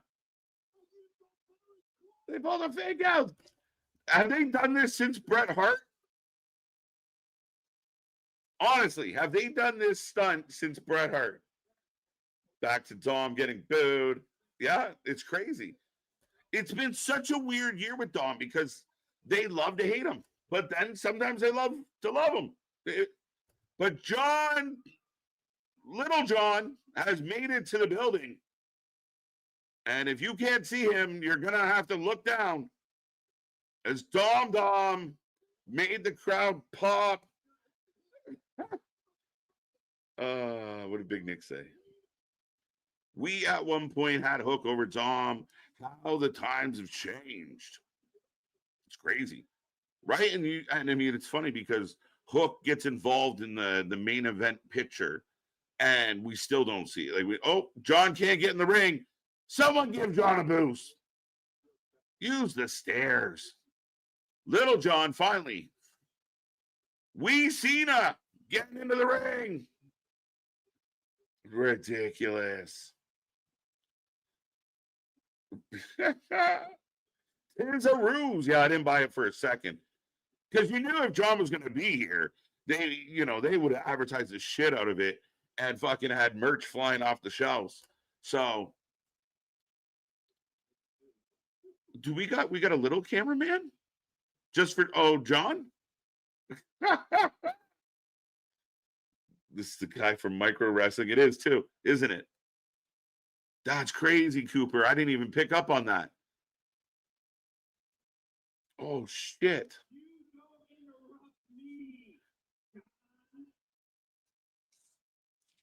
Okay. I love this. People are going to fucking whine and cry about this. You can already hear the fucking typing, the finger tapping. I'm eating it up. I don't care. If that Dom and Americano versus Lucha Bros isn't televised somewhere, then what are we going to do as we get fooled? I'm sure it's going to be on YouTube again. I have a feeling it will be on YouTube again. I could be wrong, but I think that's kind of their MO now. They have done a stunt like this since the Miz and LA Knight. Oh, that's right. Miz LA Knight. Richard, good shout. That one passed me.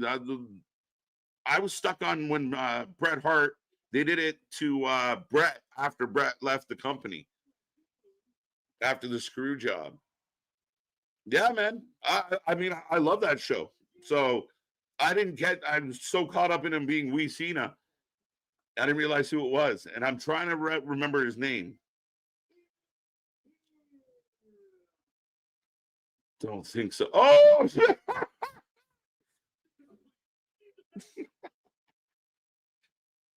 Dom just kicks Wee Cena right in the chest. I feel like these were one of the moments that were just perfect for Nick. Nick, you're missing a surprise. It's so funny. Oh, there he is. I saw. Oh, trust me, I came running back because someone told me John Cena was here, and I looked over there, and I looked over here, and I looked up there, and then I had to look down there. Right. As Dom sets up a 619. I seen you slide into your chair like fucking. Oh my God! The whole time I was like, of course, they bring out the. Can I say it? I don't know if I can say it. I'm not even sure. Some do, some don't. Well, Wee Man. They bring out Wee Man, or his non-Mexican equivalent. Right? I call them Wee Cena, Little John. That Little John running through the forest. Right? We would call him Mini Cena. Little Stu. Booyaka. Papa, why didn't you show up before the little guy got beat up? Right? Because he'd be the next little guy that gets beat up, my guy. Why do you wait for all that other shit to happen, then come out? I'm going to let him tire himself out beating up that little guy before this little guy gets beat up. Right, this little piggy goes all the way home. This little piggy went wee on the ring. Right. Yeah, I was literally asking the chat of like, when was the last time they pulled this stunt? It's not done very often anymore. Someone reminded me about the LA Knight Miz when they did it. But Bret Hart was one of the infamous ones where DX brought Bret out. Yeah, but I mean, Hornswoggle. Pick a time with Hornswoggle right now. Because right now, you even said it, and my bones shuddered within my own body of all the Twitter moments and everything right now, of all the fake fucking outcry, all the virtue signaling of, oh my God, I can't believe they used a fucking little person. Oh my God, that's so fucking discriminatory. Shut the fuck up. Point blank period. This is something you motherfuckers at times, and that's not y'all tuning in to us. This is a lot of people on Twitter that haven't been told in your fucking life, and you need to hear it. Shut the fuck up, please. No, I mean, again, this guy just had the moment of his life. So anyone to try and take that away is silly. It's a good goddamn segment, and it's something that they don't do often. And, I love the Attitude Era. Oh, really? That looks a lot like the Attitude Era, if you ask me. NYPD getting speared through barricades looks a lot like the Attitude Era, if you ask me. But everybody didn't want to. That's great, but we do this one, and I hate that we're fucking pre-mad. I hate that we're pre-mad because I know the internet's already objectively pre-mad. Right? This is good shit. Yeah, but we know it. We know it. Like, you're not going to have John there. What did you want Dom to do? To sit there and still cut a promo just to air? We can't see you, John, so I'm going to cut a promo like we can't see you. Listen, I'm just happy Marco Stunt got some work, okay? Stop it. Yeah, well, he got off the car dealership and everything, my guy. He must have sold 3 Priuses so he could get a day off and everything. But yeah, you want Dom to be a prick asshole. We want actual prick assholes that you hate them and you boo a heel because you actually buy that they're a heel and they're not just some cool guy. So when Dom does something like that, that's what that is. It's Eddie to a fucking T. Yeah. It's literally how many times did that come out of in JBL? Oh my god. In JBL and helps out Tom Mysterio. Fucking the crowd will lose their mind. Like, that is insanity. If like the JBL stuff was on next level, even at the time, it was like, oh, you're pushing. I was pushing the edge then. People would be melting down.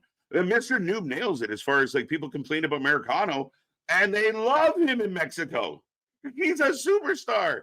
Anyone's still seeing them tweets about how, racially motivated and everything Americano is and everything?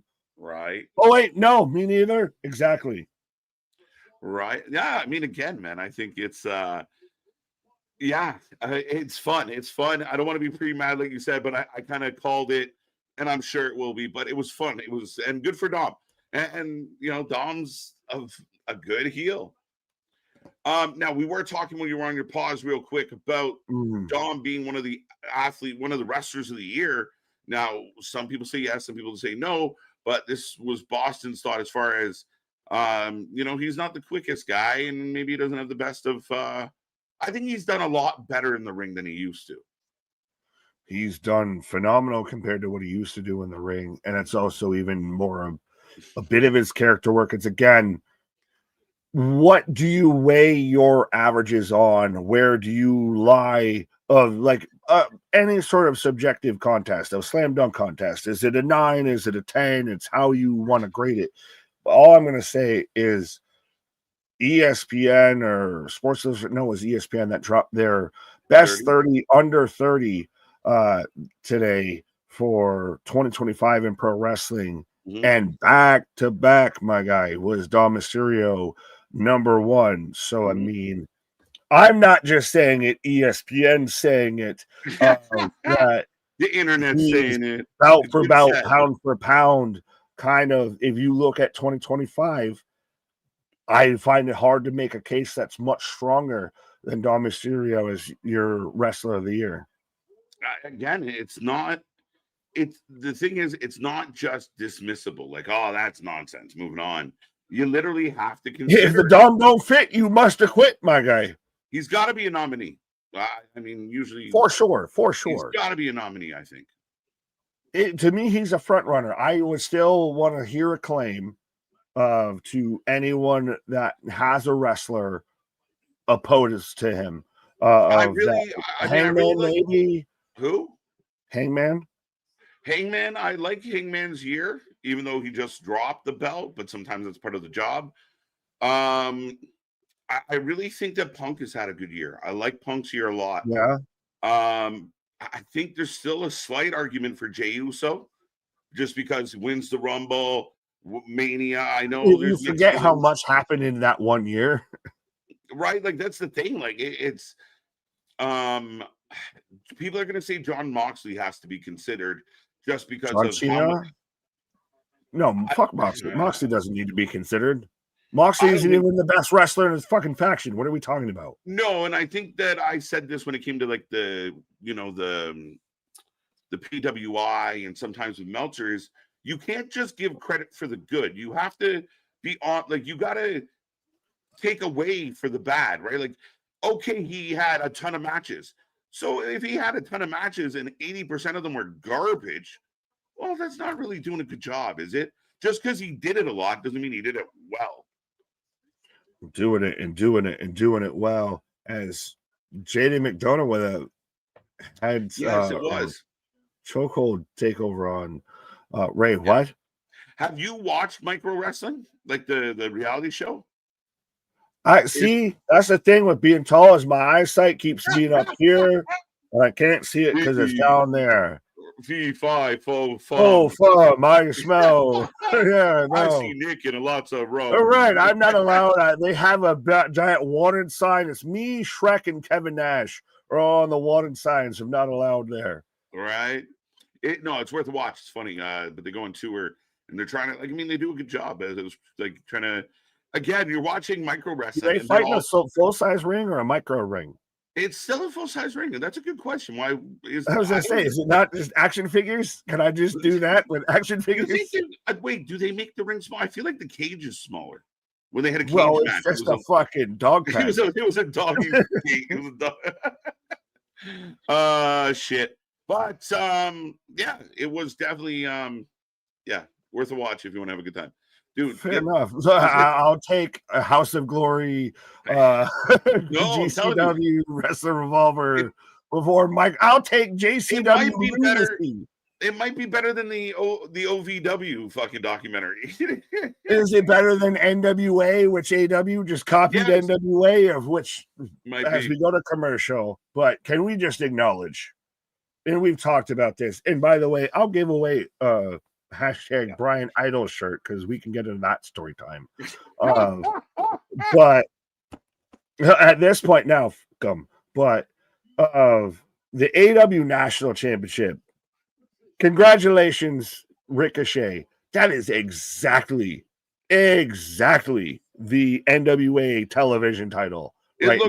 Like literally down to almost the fucking strap and everything. Yeah, our buddy Corey in the chat, former NWA national champion, pointed that out right away. It looks very much like the TV title. And yeah, I mean, sure enough, I think it's a good look. Oh, shit. Finn taking out Ray. I want so much more. Why is Finn not in this tournament? Why couldn't Finn be the mystery opponent?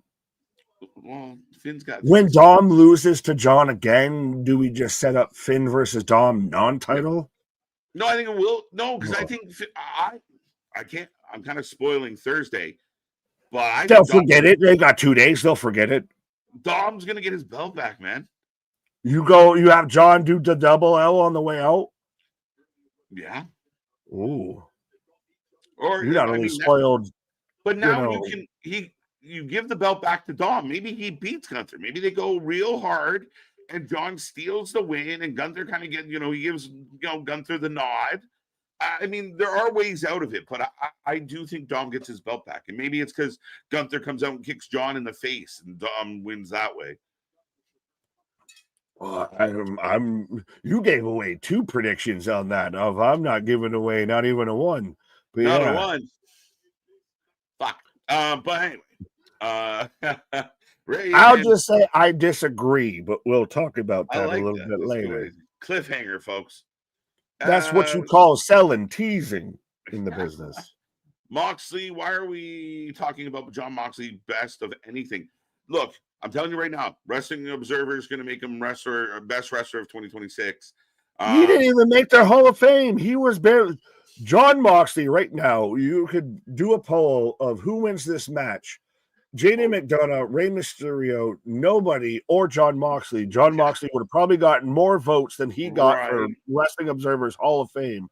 And somewhere, Dave Nelson and Brian Alvarez shed a tear together. Right? Do we get that one? Wrestling for Life, brothers and sisters. We got that one earlier. There was another one. Okay. And then Spaz with a $5 super chat as we're coming back from commercial of the difference between blood and guts and war games is not a flippy dippy doo dah counter. It's which one do you give a flop about? There you go. It's which one do you need a tetanus shot after? Right, exactly. I mean, again, different strokes for different folks, but there are fundamentals that you can't ignore. Like, it's like saying, like, I don't like F1, I don't like NASCAR, but I like monster truck. But you can't just have the monster truck rolling around doing whatever it wants. Like, all right, if you're going to be in NASCAR, you got to go get the car. You're like, no, but I really like the monster truck. Like, you can't do it. There's rules, there's parameters. You can't change what wrestling is and then say, well, we're the best at what we do. Yeah. Is it that, or is it more like you were about to say, I think, there of I like Formula One, or I don't like Formula One, but I like marble racing? Like, right. Is it kind of on that level? And again, can you just like both? Is it that wrong to like both? Yeah, sorry. Ray just shot JD McDonagh off the pole. JD might be one of the best in the absolute world at selling anything. Oh, he is such an underrated talent of going back to when he was Jordan Devlin. People forget how much of a talent he is because he looks like Lord Farquaad. Right. He is the best. Oh, wrestling uses the same ring AEW did. 1, 2, dos amigos. Considering this is just kind of like a throwaway match, it's really good. But you've got to flesh out your show because think about it. We're almost an hour and a half in the show, and we've had maybe 2 matches. This would be the 3rd, correct? I was asking you, so now you're asking me, and now I'm confused. Well, you're right. We had Gunther beat Carmelo, and then we had Dom come out, and then now this match. So this is match number 2. Oh, Spanish fly! Is that an Irish? Shouldn't it be a fucking Irish fly? Because we just changed shit around. Kinds of Guinness, my guy. Right? An Irish car bomb. What the fuck would you call an Irish fly? I'm just saying, like, Penta does the Canadian destroyer. So if an Irish guy does a Spanish fly, is it now an Irish fly? Well, it's kind of like how I joke of when you do a Spanish guy, you have a Spanish guy who does a Spanish fly. Is it just a fly? Right. Looks rough lately. I think that looked plenty fine. Keep in mind, he just flipped a 55-year-old man through the air. Again, this is where it gets interesting. It's the same thing with sports, watching NHL, NFL, anything.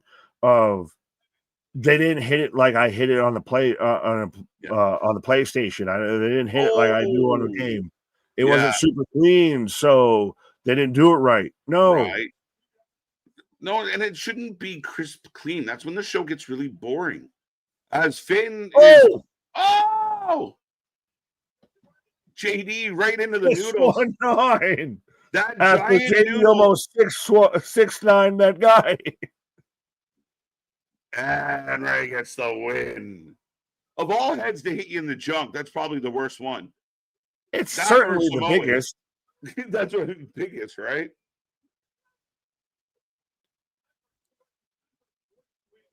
Right? You got hit you in the groin. Crazy. There's that big on big action. Finn's head meeting JD's head. For some reason, the JD and Ray look huge in this match. Oh, look at Ray. I think it's because no one in this match is over fucking 6 foot tall. Yo, that was fun. So Ray plays fucking Catch Me If You Can and gets out of dodge. Even that was kind of fun. I like it a little sloppy. I'm with you, homie. Come Survivor Series, Finn Balor versus World Mysterious. You get, at least if you're not going to get Dom, Ray, you're going to get Ray on that card in San Diego. That'd be interesting. Yeah. You only got 4. You can at least get away with 5. Yeah, you could probably. I mean, again, I got no problem with them going to 5. I mean, it should be an easy thing to pull off. And again, go all the way to 8 before we really have an issue. Right. And if it's if it's Ray versus Finn, I mean, they go 8-9 minutes solid and we move on. So it's not exactly a big commitment to have them in on it. Right. Irish Fly, aka the Leprechaun Leap. I think Notre Dame might Leprechaun. have an issue with that. Let's go, Lady B. Someone else called it the Irish Moth, which it was Anthony. Super fucking funny. How many knees has Ray been through? I think 7. A few, man. I think it's a couple knees, a couple of hips. Like, yeah, the man's put some work in that lower We body. can rebuild him. Yeah, as we get the 2 Live crew. Too legit to quit. Wait, what? The New Day and Grayson Waller. I forgot his name for a minute. They need a new faction name. They can't be the New Day anymore. Breaking news. What? Next week, the New Day get a world tag title shot. And Waller got Pierce a wig. Get out.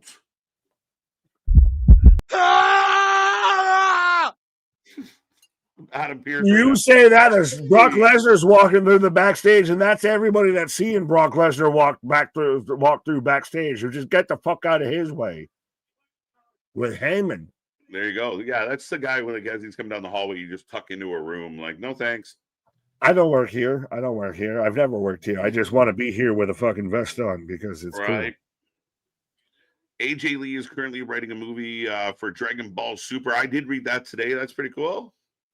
Well, that's dope as hell. I hadn't heard that. Oh, I've been apparently lacking on the AJ Lee news, and especially with AJ out there involved in one of my favorite animes of Dragon Ball Z.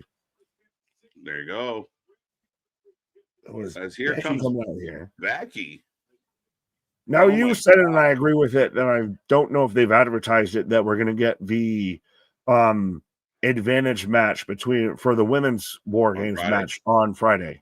I'm just assuming because it wasn't average. Like they didn't even mention it. So right. Becky Lynch just walking with the hand up. Tearing the how many possums died to make this fucking jacket? I wanted to count because at least 3 on each side.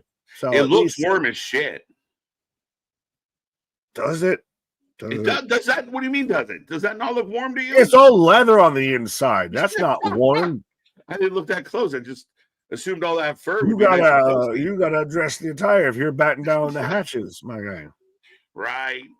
Should Dom versus Cena be the main event of SummerSlam or Survivor Series? No,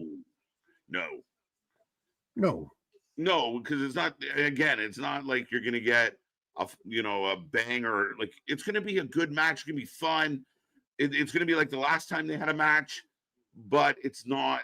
It's still Cena Dom, so it will not be the main event. Yes, it is John's second to last match, but the story does not warrant it being in that position of you have a collection. You heard of the Dream Team? Well, we're the Mean Team. You have that in a War Games match. Yeah. That ends that show this way, that way, anyway. Yeah, with the names, Brock and Drew and Cody, Roman, and everybody just running through it. You gotta have it at the end. Brock Lobster is fucking jokes. Whoever said it first, Brock Lobster. That is hilarious. Did you saw that? What? No, but I did see it. Did you see what I thought you saw? I was going to go into though. You ever had a dream that you thought you think you had that you thought it was?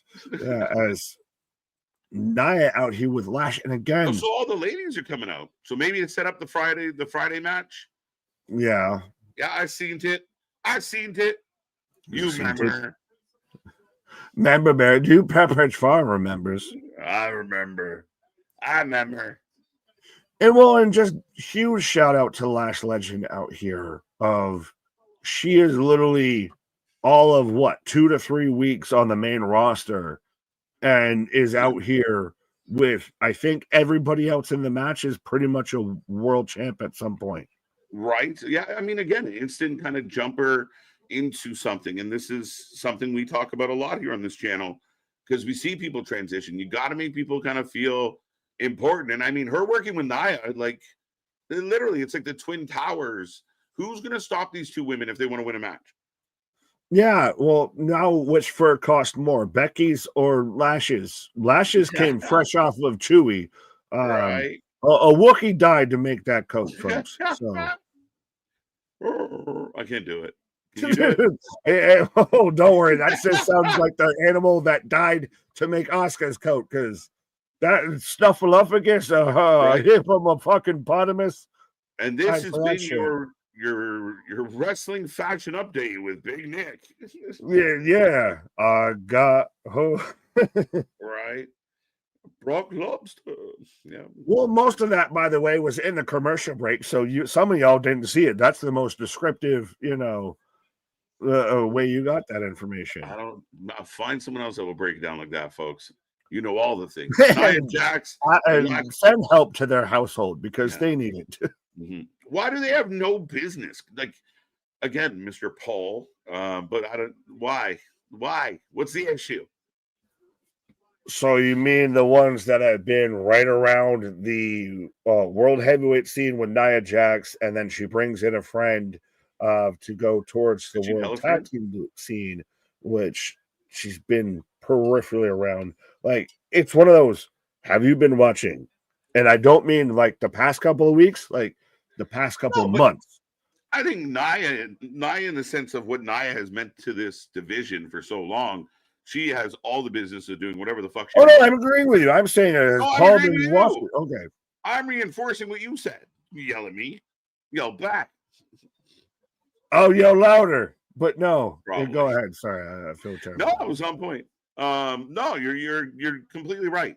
And again, I think Lash getting involved, like you said, is a big step up. But you put Lash on in a place now where after Survivor Series, if it was going to be Rhea Ripley versus Lash, or Lash versus the champion, you don't really go, why are they doing that? Like, you're like, okay, this chick's badass. Like, oh, right. Well, and then Paul instantly, okay. How many times are you going to say okay? Tell me why they deserve a chance in the War Games match.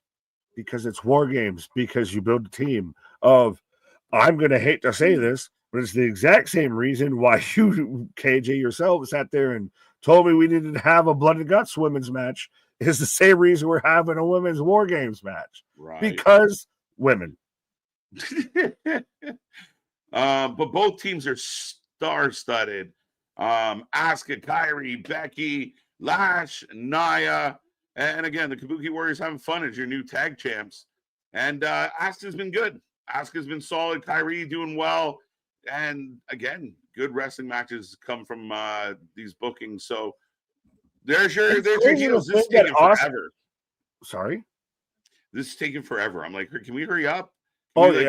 Trust me. We're just filling out here with fun facts. This is why we're arguing out here with Paul of everything, because they have just taken for fuck all ever with this.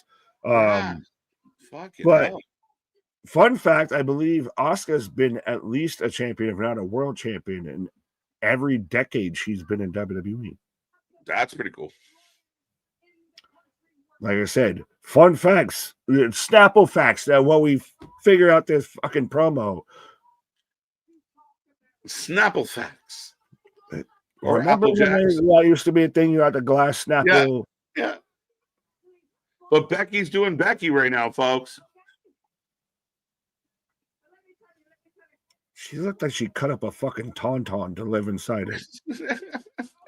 Just crawled right in. It's so much bigger than her and everything. And again, it looks like her and Lash put on the wrong jackets. Yeah. They got them backwards. Did someone shit on the coats? We opened the wrong luggage.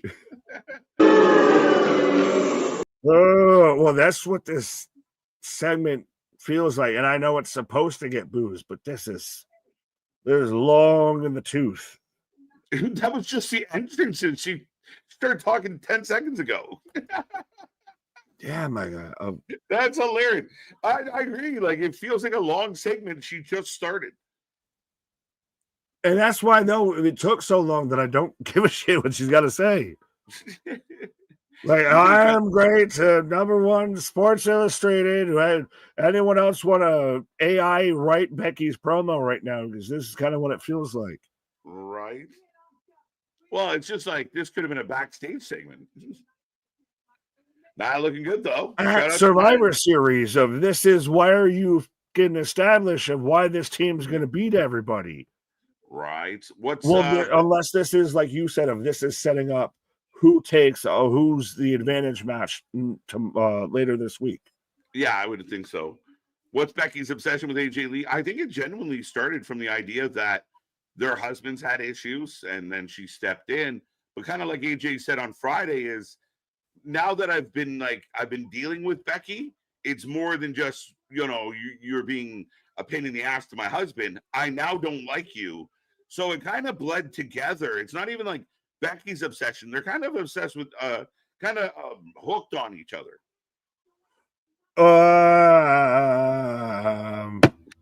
Hooked on a feeling.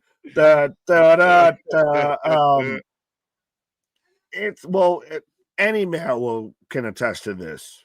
Of husbands will end a feud way sooner than wives will. So that's a little of the nature of the beast a bit here too. Not saying not saying Seth and Punk are off the hook, but yeah. Right. As Becky. Oh, there we go. Rhea Ripley. They're like, enough of this. Let's go. So Becky was hyping up the team, as you would expect, getting ready for Survivor Series. But it looks like Rhea Ripley and crew about to say hello.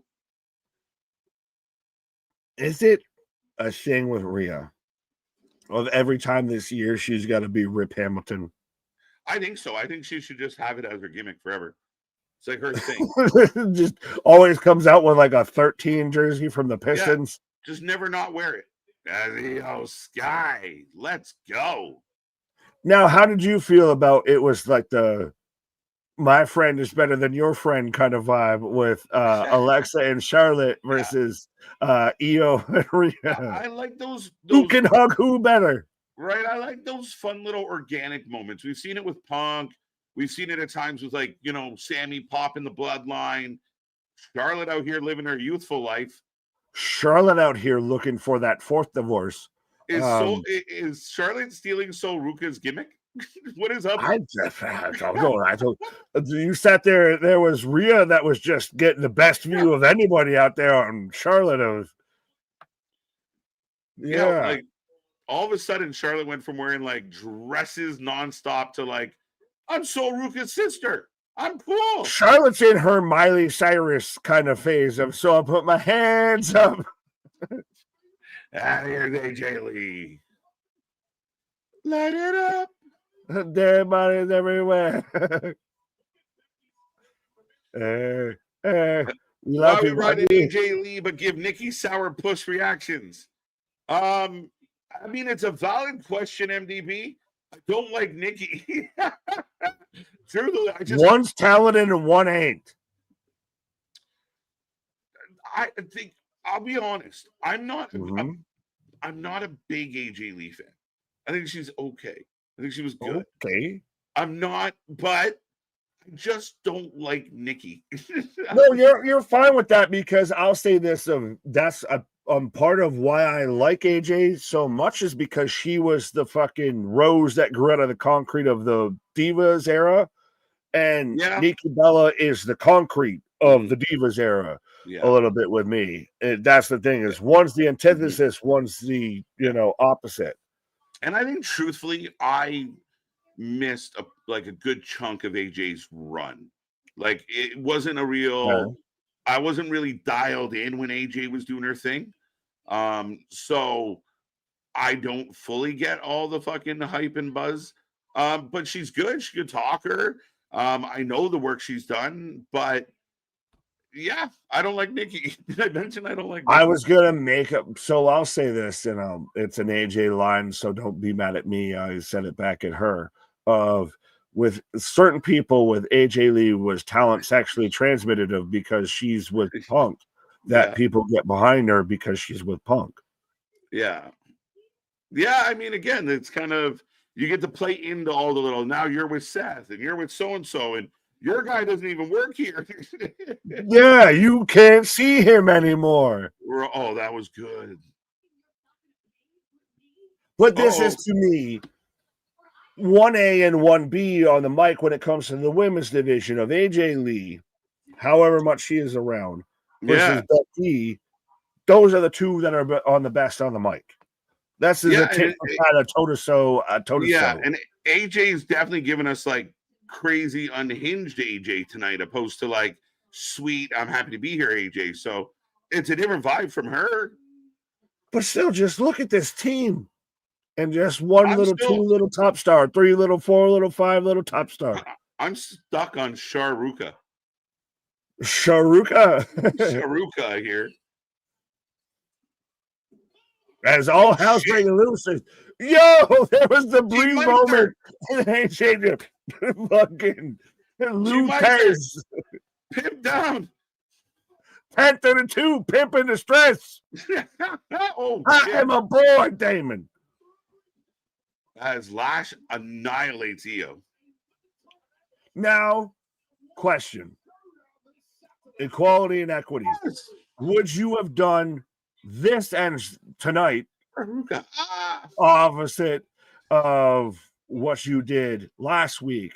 And this is where you get the police and everything. Like I said, equity and equality. No, I mean, because you don't want the stories to be the same. They have to have some type of variation. I know Paul was freaking out. It's not Trips' decision. It's a thing that's happened in society, period. It is a cultural thing. It is a world thing. They've done it. They started doing it. And if they undid it, they'd eat more shit than they do for actually doing it. So the good news is they're actually building an angle to it. They actually put their top ladies in it. And now that's a good spot. Go ahead. Sorry, of AJ Lee and Alexa Bliss both doing the double fucking backpack spot and everything. Mm-hmm. But yeah, I mean, it's like no different than the fucking Olympics. You're going to get women's swimming. You're going to get men's swimming. You're going to get women's hockey, men's hockey. Like, it's a simple concept for, I know it might seem a little hard for some people to grasp. What's going up? After both. Yo, the moonsault on everybody is Becky again. Still, I got the hell up out of Dodge out here. But see, she's gonna get fed at War Games. Yeah, like Monet should have, but didn't. But I digress. But even then, you have Charlotte and Rhea sit there and all right, and then hit the double suck it taunt and everything. Right? Yeah, it's good though. I mean, the crowd liked it. There was a good amount of energy by the end. I think it's great. It was a bit long, and a bit flat at the beginning. Overall, I mean, it's fun. They're all I like everyone involved. I like a lot of these people. So, I mean, it was a really, again, I'm looking forward to it. It's going to be good. You did. It was one of those. It was a cold winter day. It took a little bit to get the engine started to turn over and everything, but once that thing got humming, right. Charlotte really does look like Sol Ruka, dude. It's odd to me right now. If Sol Ruka met Princess Leia, met Wonder Woman, it's like Sol's mom, Mama Ruka. Sol Ruka's mom has got it going on. She's all I want. Like, I think Charlotte might be going through that I want to be 10 years younger phase, maybe 15. Bro, she's out there. That's it with Molly. We like to party. She's in that phase. The DX chop wasn't planned. No? How do we know? I don't know. Paul said it. I just read it. Yeah, well, maybe. They could have said beforehand, hey, we'll do a DX chop, okay? Tell them to suck it. High five. Let's go. I have no idea. But ladies and gentlemen, we're on a commercial break, and we'll take a second to remind everybody out there the show rolls on, and we are here on Saturday, Nick, Survivor Series. Are you hyped? Generals gathered in their masses, just like witches at black masses. I don't know how I can't be hyped for my guy for a War Games match, and especially with this is the All-Star team. This is literally a team versus a team right now. Of who do you pick? Who's going over? Who's going under? Brock Lesnar going to do a job? Right, a Solo making his way out. So we're back into the action. Right. But well, we're in commercial technically for some people. It's a true story. Sorry, some people. But we've got Solo coming out here doing his best Taz Samoa Joe impression with Tonga out here. And they need to switch up the fucking graphic that they keep using for the MFT because they still keep using Kung Fu Jeff Cobb Panda. And it's insulting. Right. Have you not seen this? Have you not heard about this? No, I haven't. With the 5-on-5, that graphic is still Kung Fu Jeff Cobb Panda. I mean, it's kind of his vibe. I mean, they got to figure it out. Some people love the way face paint, some people hate it. But yeah, Jeff Cobb looks like Kung Fu Panda. I mean, it is what it is. What can we do? Well, no, now he does in the graphic. Now he's out there, he's the Punisher and everything. Like right. Well, you gotta, I guess you didn't get him back down for his next render. Yeah, that's what I'm saying. They need to just adjust the render and everything, which is still find it funny that they're doing a 5-on-5 Survivor Series match, not on Survivor Series, but on Friday Night SmackDown. I still, again, the graphics cool, the old school vibe is cool. I would have been cool if they ran like the whole show like that, but it's just odd that it's on SmackDown. That is just so it doesn't. Again, we talk about other people's shit. I mean, to me, I don't get the method. If you're gonna book a classic Survivor Series match, it's right in the fucking title. Why would you not just keep it simple, stupid? What are we doing? Could they have done? And I know I even joke of doing the whole San Diego and everything. Christ almighty, if you want to sit there and pay Will Ferrell to dress up as Ron Burgundy again or anything, but even then, you're going to do the old school graphics. Go all old school. You're out there in San Diego. You're out on the shiny West Coast. Go full bore with it. Go that old school throwback. And I think that's WWE's shied away from their nostalgia to almost a detriment, I feel. Well, I mean, it's funny because, I mean, a lot of people talked about Triple H stepping too much into some of the nostalgia, like Brock, John Cena, Nick. Nikki Bella is different than a Survivor Series graphic. Right, it's funny. Yeah. Well, and I mean, TKO talked a lot about, well, Vince created that. Maybe we can do something new. But then you do this nice little hybrid and everything of blend the old with the new. And that's the thing. Like when it's to me, it's almost even like to tie back into the national championship. Yeah. When you name drop the NWA, if you're doing a 5-on-5 match and you name drop Survivor Series, guess where it should probably be? Survivor Series. Yeah. Well, that's what I mean, and I think if you look at the card, like if you were to put it on that show and we have 5 matches, no one's like, that's great. Let's go. And I mean, it's just something fun to do. Is their argument, well, we're already doing 2, 10 people matches, so we'll do an 8-minute, we'll do a classic match on the night before, I guess. But we used to watch 6-7 classic matches all in one night. The whole fucking show. Remember when we used to have tournaments that had happened in one night? Holy shit. Those things were a thing of continuity be damned, I guess. I mean, even then, I still don't think that there's much of a case outside of how many people are involved of comparing a 5-on-5 Survivor Series match to a War Games match. If they're similar, then that's an issue with your War Games, not an issue with your 5-on-5, I feel. Because if you got a double ring and a double cage with a double team, that should stand out and show up.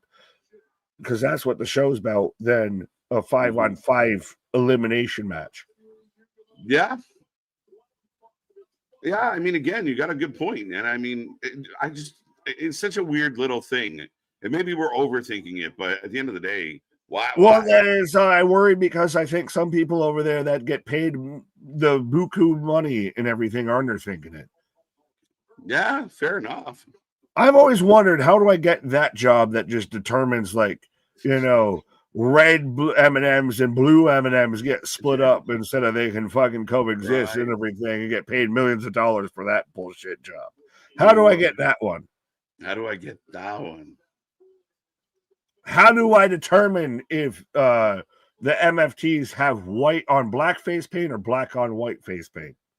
We got, it's like a zebra, my guy. What goes on first? I think it's a white horse with stripes. Fair enough. No, but we are about to start Penta Solo. The chat taking 65% Penta, 35 Solo. I was about to say, like a zebra who never changes their stripes. I think KJ's made his pick and striping on off he's ran out of his zebra stripe gum, so he needs to get a second strip. Christ, does anyone even remember zebra stripe gum at this point? Fucking 30 cents, 30 seconds of flavor. Right. But the match is rolling. Rawhide. I shall return. There you go. As Penta with. There you go. Penta with now goes for the pendulum drop kick in the corner. Solo Rose out. Baseball slide. Nobody home. Clothesline. And I think that's the best thing that to me has come out of this whole tournament. I know everybody's, they're fucking doing a tournament. Lazy booking. This, that, and the third. But a solid 95 to, dare I say, 98% of the good matches that we've gotten as of recent. Oh, Hurricane run off the barricade.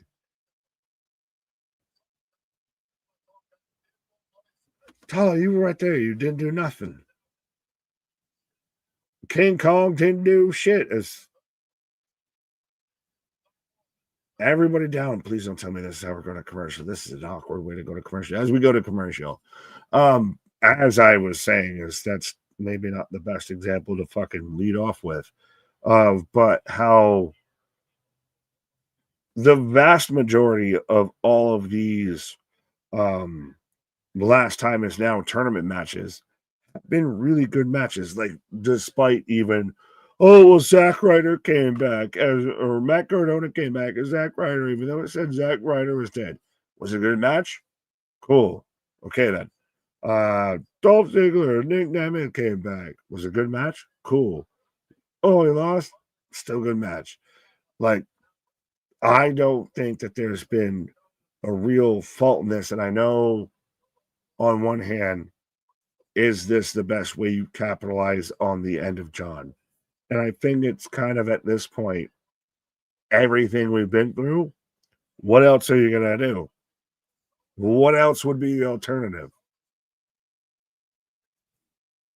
And I think it's really done, it has done a benefit to people that, or to other talent that people don't take into consideration of the fact that they were in consideration, the fact that they were involved in this is still a bit of it. Like, we were even talking before of, I think we mentioned it, a week or so, about a week ago, or even longer than that, maybe last month, of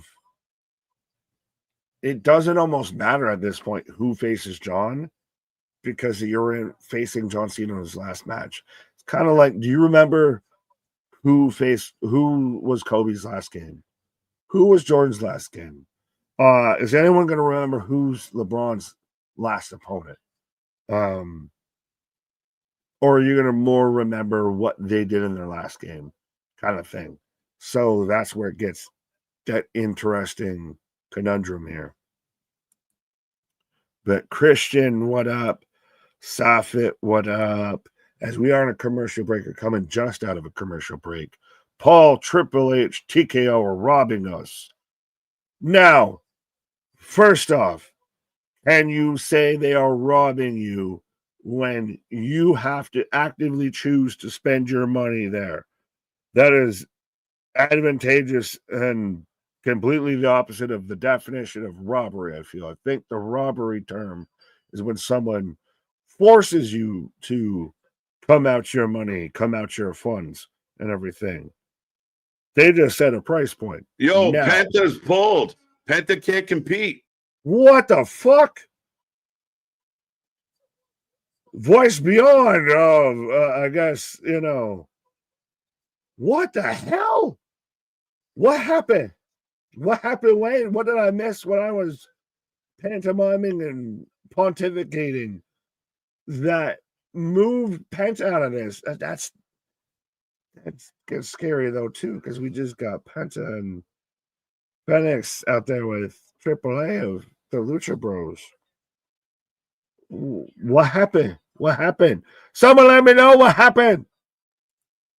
Damn, that was awkward to watch. Poor Penta. Let's hope it's not too. But now I got what happened? Geekbox, shout out by the way. I hate to segue this way, but yeah, shout out everybody's second favorite box of the captivator of all the reaction, the action for all the reaction. Geekbox out there. But yes, I got Solo celebrating. Someone gave me a replay. I was too busy talking in the chat. What happened? Now, again, is this. Oh, we're getting a call back. October 2007. John Cena versus Mr. Kennedy. Oh, they're going to do the whole way to where he comes back at the Royal Rumble, which was still one of the best fucking moments to me as a wrestling fan. Personally, will forever be a fucking moment that I get goosebumps because everyone in this goddamn ring just stops. Cena showing up in the Rumble. But yeah, is it another indictment and another thing that this like retirement tour is cursed of Travis Scott, Dwayne Johnson, now Penta getting hurt, of everything seems amiss a little bit, of we've had a quick babyface turn to go away from, heel turn that was going to be a thing, but it's still one of the best moments. That is something that you forever think of with John Cena. That is the fucking flu game equivalent of you had no idea, no expectation that he was going to be there, and everybody just, holy shit. First Sheamus, now Pet. Yeah, again, now are we. Is this whole tour snake bit? Sloppy wrestling. Speaking of sloppy wrestling, look at Ken Anderson. My guy, Paul. Oh, they show 10 seconds of a match. You can't sit there and say sloppy wrestling on fucking Blink and you miss it, my guy. How much? Just admit at this point you're fucking trolling. WWE losing a lot of their depth in the mid card. Yes and no, but again, what do we have left? We're getting video package over a glass of wine, 4 days, and tattoo. So this is what KJ was talking about. No, fuck. Steve. All right. I know KJ said before that he thought that this was a tease for Liv and all of that. The hand tattoo, the fucking talons, the fangs, and everything. And then the 4 days followed by WrestleMania 42 tells me that it's going to be more of they're going to just do a video package for the ladies of Rhea, maybe a Charlotte, who else, this, that, and the third. Oh, Ivy Nile. Oh, as Ivy, all different than not with the Alpha Academy kind of vibe, more, out there fucking, there was a dude roll down in the valley, out there more bog and frog as Roxanne and Raquel squaring up with Maxine. But no, to me, that's just setting up of in 4 days, we're going to get a women's version of the WrestleMania 42 ad like we've been getting. Yeah, creepy now. Oh, Greg. Oh, Greg. Rusty spoons. Yeah, and I was just, we haven't seen the Alpha Academy. We haven't seen the Creed brothers or anything since King Christ, why did I blank on his goddamn name already? Since Chad Gable's gone down. I got all distracted by the Yeetamania out here with. So, are we getting to is this the main event of the evening of the Usos versus, I assume, Drew McIntyre and Logan Paul for the advantage decision here?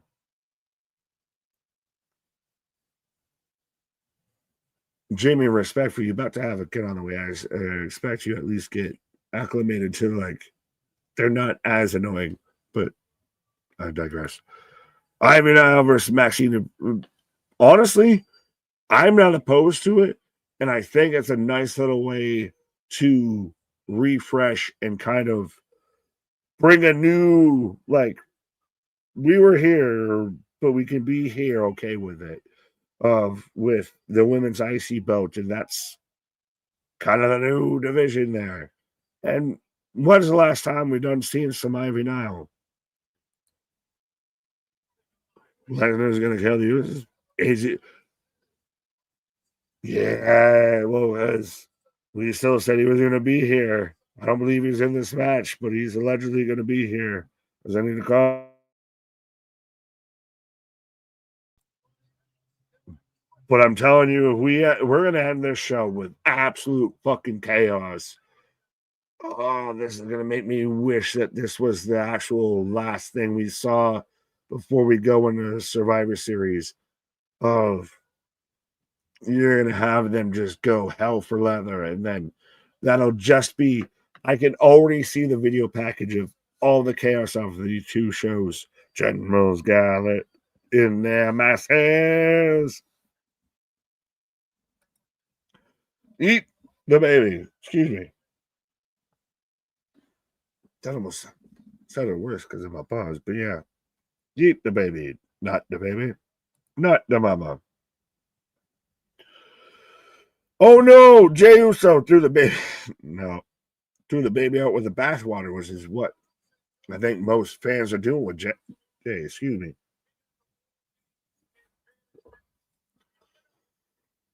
Yeah, so it is going to be a tag team match. Wait, excuse me, as the hiccups are coming back with a vengeance. But so we've got the advantage match of, so they keep tease it a little bit of similar-ish to the men's tease.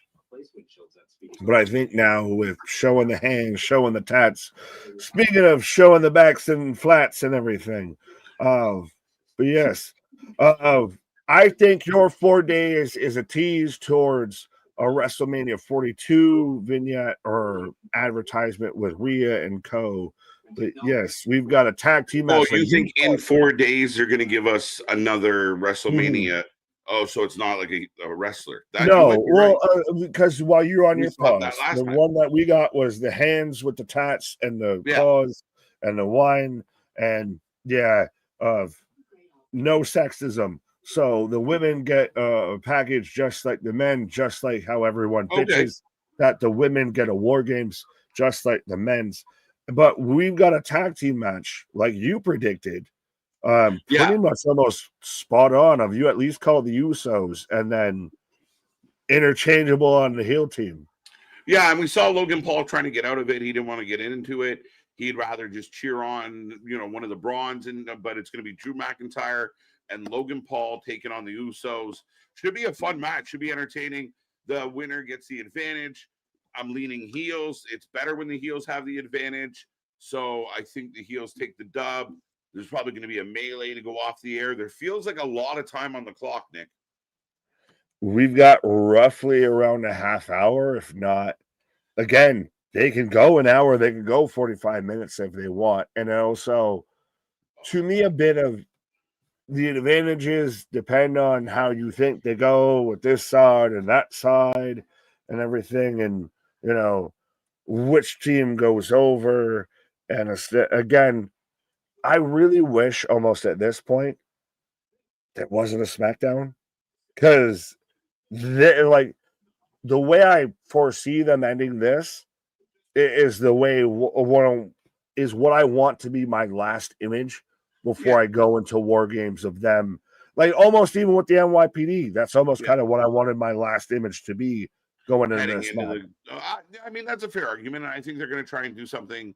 I don't know, but I think they're going to try and do something on Friday with the women, and that will be your lasting impression because they're hyping up both at the same time.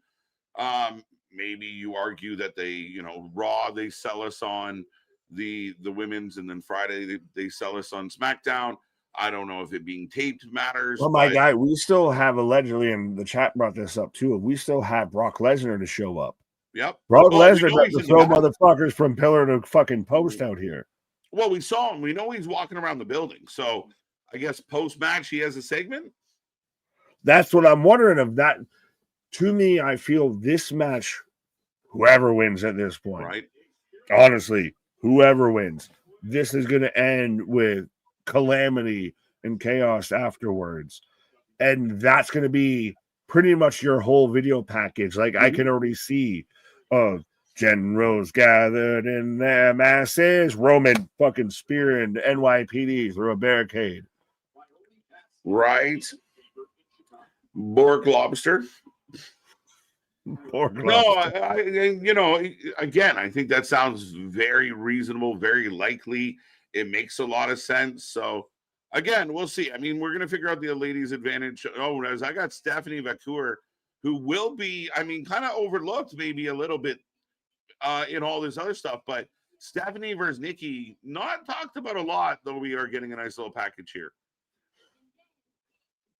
Does the term mercy killing exist in pro wrestling? Because I feel like it should at this point, because this is just putting old Nikki out to pasture a little bit. Yeah, I guess I don't know. Like her beating Nikki doesn't make her any cooler. She's already a badass. So that's the problem. That's the fucking problem. It doesn't. It feels like she's punching down in a way. But at the end of the day, let's get through this and then let's move on. I think there's a lot of talented women that could make Stephanie a very exciting champion. And this is what I kind of touched on earlier of, I think, Nikki Bella coming back, ironically, during the John Cena return and marathon, Brock Lesnar getting back into the fold a lot. Like, maybe we don't bring Brock back and we have another person in there, like maybe a Finn Balor, just a random example, but you open up opportunities when you don't go backwards like that. Yeah, but also at the same time, right? You have to do something, at least with the fact you brought him back. He smashed John Cena. Yeah. The Nikki Bella thing to me, I think, is completely cut off from that. But that's just look at the flowers, Nikki. Just look at the flowers. Right. Does she just she announces her with please of just it's one of those. The cool Stephanie went over a Hall of Famer, Nikki Bella. Is anyone going to give a shit in 2 months? No. Yeah, it's just one of those things. And a year from now, 2 years from now, when they're talking about Vacour's career, part of it will be the time she beat the glorious Nikki Bella. But as we're living it, I don't know if it actually tickles the fancy too much. But we are getting a little bit of the graphic for Survivor Series. John Cena has a lot of intrigue to it. 2 War Games matches. And, of course, Nikki Bella and Steph, what we're talking about. Remember, folks, in the chat, there's the link. We will be putting it on the Discord and all the socials. You get your predictions in. I believe we already have a handful. I think 7 people have got in already. And it's not just who wins the matches this time, because there's only 4. We're sprinkling in a little bit of other fun stuff, like how many doubles kisses will Nikki take during the match. Now, again, just to clarify, that's not how many you want. That's how many does Nikki take and everything. If you wanted prop bets, you got prop bets. But it's not how many you want, it's how many happens in the match. Right. And remember, the key word will be reps, as in how many shots, how many Well, I'm gonna times you go get in. my reps and my practice reps in, my guy. I'm gonna start doing head crunches and head rolls and everything. I'll be back. There you go. Nick taking a pause for the cause, just in time for him to sing some War Pigs. But folks, we are getting ready for tomorrow. NXT Gold Rush Night 2. It's going to be a fun one, live 7:45. And I see a lot of people hanging out with us. Keep it going. Be a friend, tell a friend. If you're new here, click that subscribe button. If you're old here, click all the buttons. You know the routine. But we welcome everybody as we are getting ready for the Usos against Logan Paul and Drew McIntyre. And as pointed out in the chat, Drew and Logan undefeated together. They beat Jelly Roll and Randy Orton. So there you go. Let's go. Let's spice it up. Let's have some fun with it. And there we go. We're looking forward to it. So yeah, get in there. Get in there. We want to know who's going to do what. It's always evolving, MDB. You know us. We can't stay still. But here comes Drew. If this was the Attitude Era, Roman would have got arrested for the night of spearing the cops and then got paid off by Heyman to beat him up. That's how you write a story. I think that's a fair argument, and they probably would have went that far. I think now, is that something we want more of? Are we not getting enough of that kind of pushing the envelope, pushing the theatrical, pushing it beyond just the arena and the ring? It's an interesting argument, Paul. I mean, yes, but they didn't just do that and you're right, Roman could have ended up, or you get the report on Friday, or it goes out on social media, Roman has been detained. Do you go as far as getting him beat up? Maybe not, but, you got to make it there was something to it. Now, a lot of days in the modern wrestling, it was just a around the ring brawl, so nobody's going anywhere. Dom and Cena needs a stipulation. Get out of here, Richard. I do not believe they need a stip. They've only ever fought the one time. The match itself, again, don't put a hat on a hat. Keep it simple. You don't have to add things and complicate something that is very uncomplicated. I think you really got to be smart here. I think they'll run it really well. I do think there's a big chance Dom could get that belt back. But ultimately, you have 2 War Games matches. Adding a stip would be silly. It just really would. Seth or Randy Orton can come out. That's true. I don't know. I don't think Seth will be around for a little bit. So, they're worried that he might not be ready for Mania. So that's crazy. Orton's been surprisingly quiet. Has anybody else kind of found the Orton situation interesting, where he was in, in, out, in? I felt like it's Randy. We're talking a guy that gets a huge reaction, and then he kind of went MIA. But we get the bell, folks. Looking at the chat, 53% going Usos, and 47% going Drew and Logan. So slight edge. I'm going heels. Drew, Logan get the W, and the Usos. Again, it might add a little bit to this uneasy feeling with the baby faces. KJ and Nick, how you put the match lineup for SS? Maybe I'll get that. We'll circle back to that one next year. We'll both tackle that one. KJ, you have to make a correction on the poll. What did I do this time?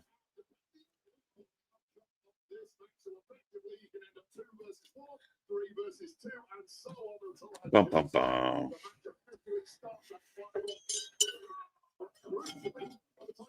Mr. Box, how are you, sir? Welcome back, by the way. I haven't said hello to you yet. And folks, go check out the Geek Box, everyone's favorite bearded Avenger out there causing trouble, bringing the community together one video at a time. But I hope you're well. Hope you're well, sir. What did you say? I should read that. I've lost my Cena vote when Sheamus went out and wanted him to beat Cena and a legendary rivalry and become a Grand Slam champion all at the same time. I really thought that was a good play, right? I thought in the beginning, I didn't really think Sheamus would be the guy that I thought had a good chance. But I think ultimately that story was really compelling. So very unfortunate with Sheamus getting hurt because you don't know what the result was going to be. Penta getting hurt tonight, unfortunate for Penta. I mean, Nick outright said that Penta was 100% going to win that match. And Nick could have been right, but we'll never know. He falls awkwardly on his arm. Match comes to an end abruptly. And partly why I think the main event started as early as it did. So, yeah, I hear you, man. And unfortunate that you couldn't even find out. Even if it was Sheamus, Gunther, and you sell us on that history, but Gunther still ekes it out, it makes it very compelling, especially with Sheamus and Gunther who have history. People who whine and bitch about ticket prices cannot even attend when cheap. They went to WWE. They want WWE to give the tickets free. Shut up about the ticket prices. Well, here's the thing, Chris. They are going up. And eventually they will come to a point where what ends up happening is you kind of lose that heart and soul. It's kind of like in Toronto, we talk about, we used to joke about the green seats. Like the higher you went, the more fun the game was because it was the people that were just happy to be there. And a lot of the lower ones were, corporate tickets or season ticket holders that didn't, were sometimes there, sometimes not. But you're right to a point of they're still selling out. The crowds are still energized. And nobody forces us to buy. It's just one of those things that, the same people that freak, the WWE's ticket price is so high, are dropping, a few $1,000s to go see Taylor Swift with the Fam Jam. So tickets are expensive for any form of live entertainment at this point. Like it is pricey to go to events. So they have augmented with the time. The UFC made $13 million last weekend on one night. Like that's the type of money they're looking for at the gates. And ultimately, you want to find a happy medium. They're always going to push to make more money, but at what point there will be a recoil, and then they'll have to adjust. Darby Allin, and again, I think you're right about nobody forces you to go to a wrestling show, and the argument is, well, I want to go, but I can't afford it. I get it. I understand, but entertainment is optional. Solo versus Penta had no chance to be good. It was a 2-minute before Penta got hurt. Why wouldn't Penta and Solo put on a half-decent match? Solo can go. Penta's great fun. I picture Solo working Penta for a while. Penta fighting back and knocked down, fighting back, getting knocked down, and then eventually will work to where it was going to end. So, yeah, I kind of disagree with that, Richard. Sorry. Byron, nothing really happens. As right now, we do have Jay in control of Logan. Darby Allin, Pat, Kevin Knight, Mike Bailey, Fletcher, Okada, gold bracket. Oh, shit, I forgot about that. I was waiting for that to happen. Thank you for the reminder. So right now, for those who don't know, the AEW is announcing the divisions, the brackets for the Continental Classic. Darby's going to be in it. That's interesting. Pac, Kevin Knight, Mike Bailey, Kyle, Fletcher, Okada. I'm surprised Fletcher and Okada are both in the gold bracket. That's interesting to me. Who's in the blue? Wrong answer right there, man. I used to go to house shows all the time. When I got one coming up next month, I'm not going because prices. And that becomes, and you're not wrong either. So it's a conundrum, right? But at the end of the day, that's all. I don't know how to tell them not to make money. And what will happen if they stop selling out, if the tickets go the other way? Nick and I say it all the time. Speak with your wallet, guys. For all the complaining people do online, don't buy the tickets and make them make a choice. Problem is, tickets are getting scooped up. All right, let's see what this one says. Another Survivor Series team: Chelsea Green, Lola Vice, Michelle McCool, Mercedes Monet. Why did we go there? Team Hervis, Mission BFAB, Lita, Alondra. That is just Yahtzee. Mission badasses. Mission Impossible. As right now, Drew and Logan have taken over on Jay. Jay trying to fight back. Logan Paul needs to embrace the yellow and red. He could be the antithesis of what old Hogan stood for. That's kind of not bad, right? It's not a bad shout, MDB. Rest in peace, Solo. I like Jay's knee. I like Jay's right knee pad. Just the right one. Oh, okay. I see.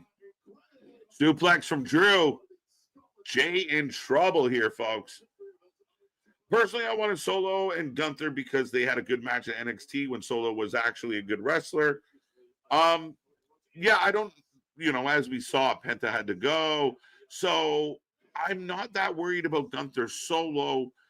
The only interesting part will be the crowd's really going to back Gunther. So you're in this interesting position where it's kind of a heel-on-heel match, but the fans like Gunther so much more.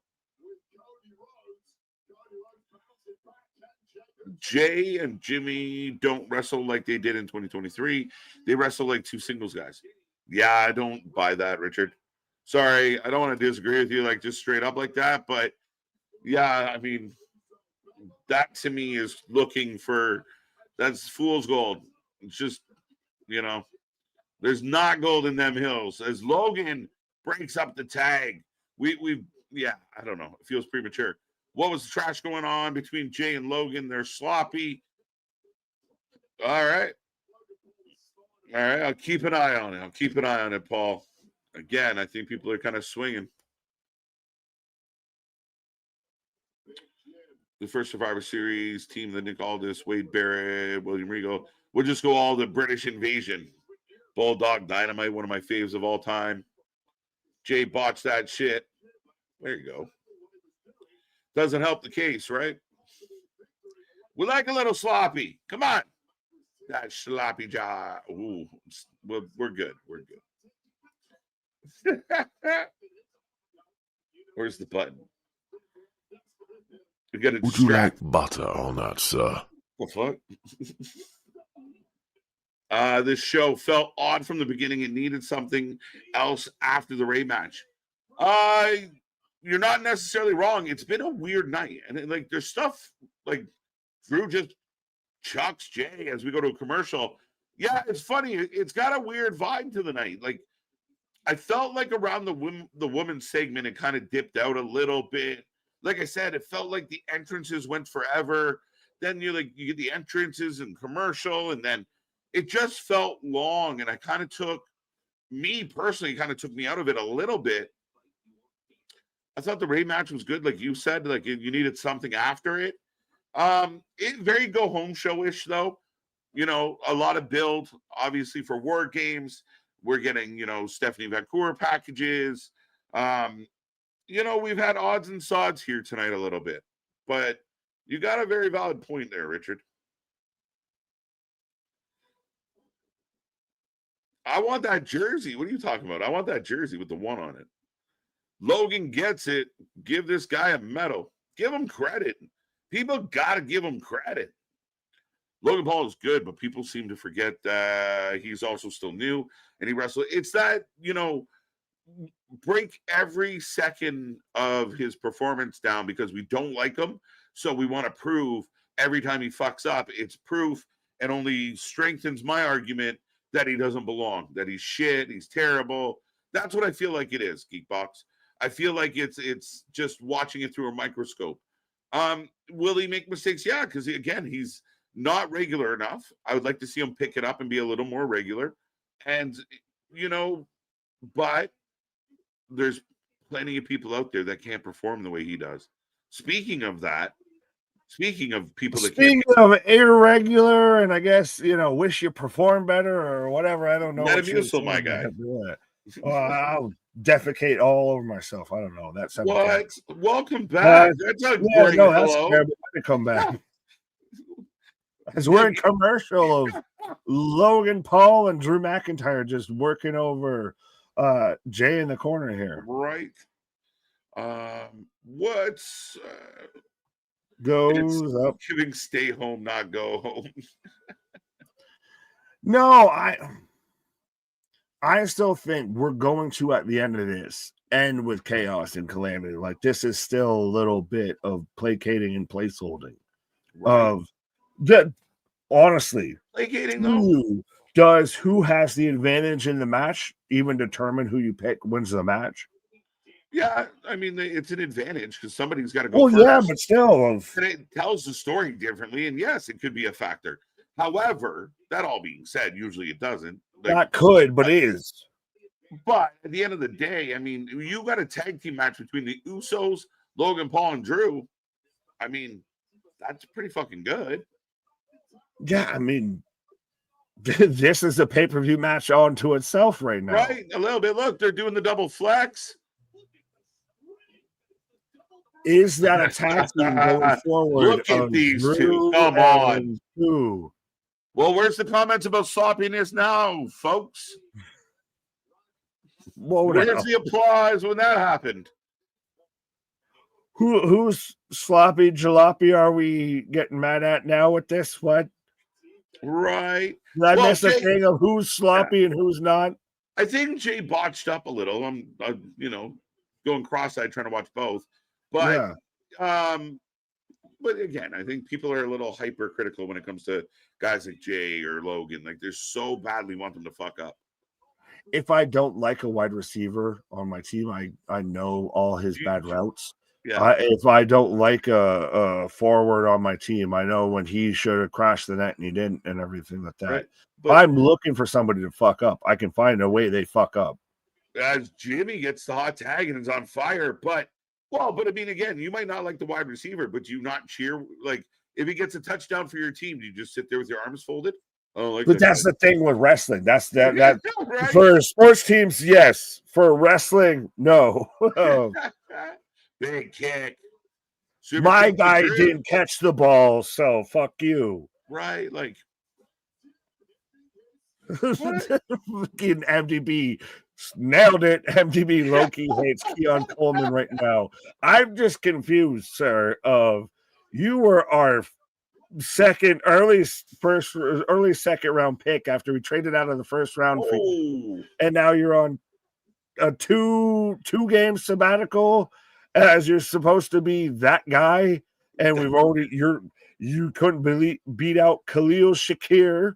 You couldn't beat out fucking Chase Claypool, who was on the practice squad at one point. You couldn't beat out Gabe Davis, like my guy. Right.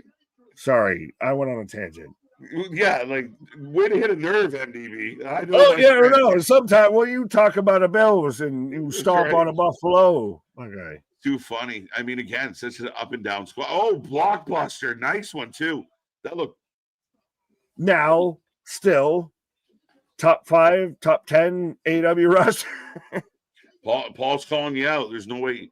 It's a pay-per-view level match. If you were advertising, right? Like, so if this was match number 5 on Survivor Series, we're bitching. What? Yeah, I believe so. That was your point, though, right? Like, if a match you put on a marquee, for sure. Oh, that's 100% my point of it. That's what I'm saying. Of like, if you didn't have the Usos in the War Games, if these 4 weren't in the War Games, this is on Survivor Series. We're bitching. No, and it's a good match. Like, I mean, this is actually kind of woke me back up. Big splash. Shout out though. When's the last time you saw that? If I don't know if it was a lighting issue or what, but it like had the flutter of everybody just taking picture. Right. I like this man about to hit a splash. They add that in just for Logan matches. Oh shit. Ron Breaker. Ooh. Well, yeah, I mean, again, what is wrong with this match? Bronson's nothing in my eyes outside of it involved Jey Uso, and Twitter doesn't like Jey Uso. We got company. You knew it was going to happen. I'm just glad I made it back off the pause before calamity struck. Yeah. I think when you were on your pause, I broke it down of just like, we're going to go back and forth. They'll end in some melee. Here we go. So, yeah, here we're off and fighting. But Brock's the equalizer. That's how we go off the air. 100%. The music's going to hit 100%. any second.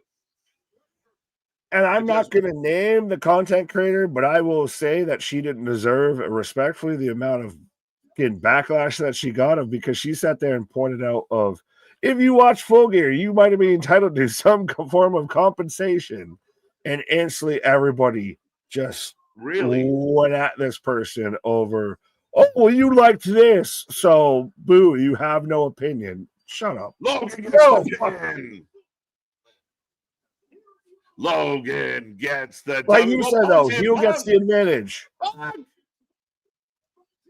Advantage heels. Now, how do you feel about Punk's greaser haircut, though? It's one of the biggest comb overs I've ever seen. Comb backs I've ever seen. You know, pompadours, I think is what they're called. Yeah, right. The fucking window to Narnia is under that fucking. I want to know how he got his bangs so thick to comb him like that. Here comes Roman. He pumps in the treetop all day long. Roman gets jumped in the aisleway. Dun, dun, dun, dun, dun. Is Roman... Because why are you just sauntering out? Like, I know. Because he is the badass. He is the omega to Brock Lesnar's alpha. Superman punch to Braun. Superman punch to Bronson. Bro, this is goddamn Akuma. This is a zebra in Zootopia. You put some respect on. He's Dwayne's second, third cousin in Fast and the Furious 75. Right. Oh, Drew chucked out. Superman. So a trifecta of Superman. We go for 4, baby. Roman cleaning a house. Now, see, though, this is Roman of big dog energy of, see, you needed me to show up and clear this house, and now you get done. Right? But again, there's only one person that has made Brock look like he's shook in his boots. Well, actually 2. One was Keith Lee, and the other was Roman Reigns. Right? Are we? There it is. To the last second. We're not going out the air with this. But this is your safe way to do it. Your reinforcements are here, and this is the battle lines have been drawn as Brock Lesnar's out here with the Advocate. Oh, for sure. And again, it's the evil. Did he just botch his own fucking pyro? Why did he take a bump? Let's fucking go. What the fuck was that? How did you fall backwards on a stomp forward? Boot scoot boogie, my guy. He brings the crew together. Okay, I just fucked up. Yeah, don't worry. I can still fucking murder all of you. Now watch them fucking fight.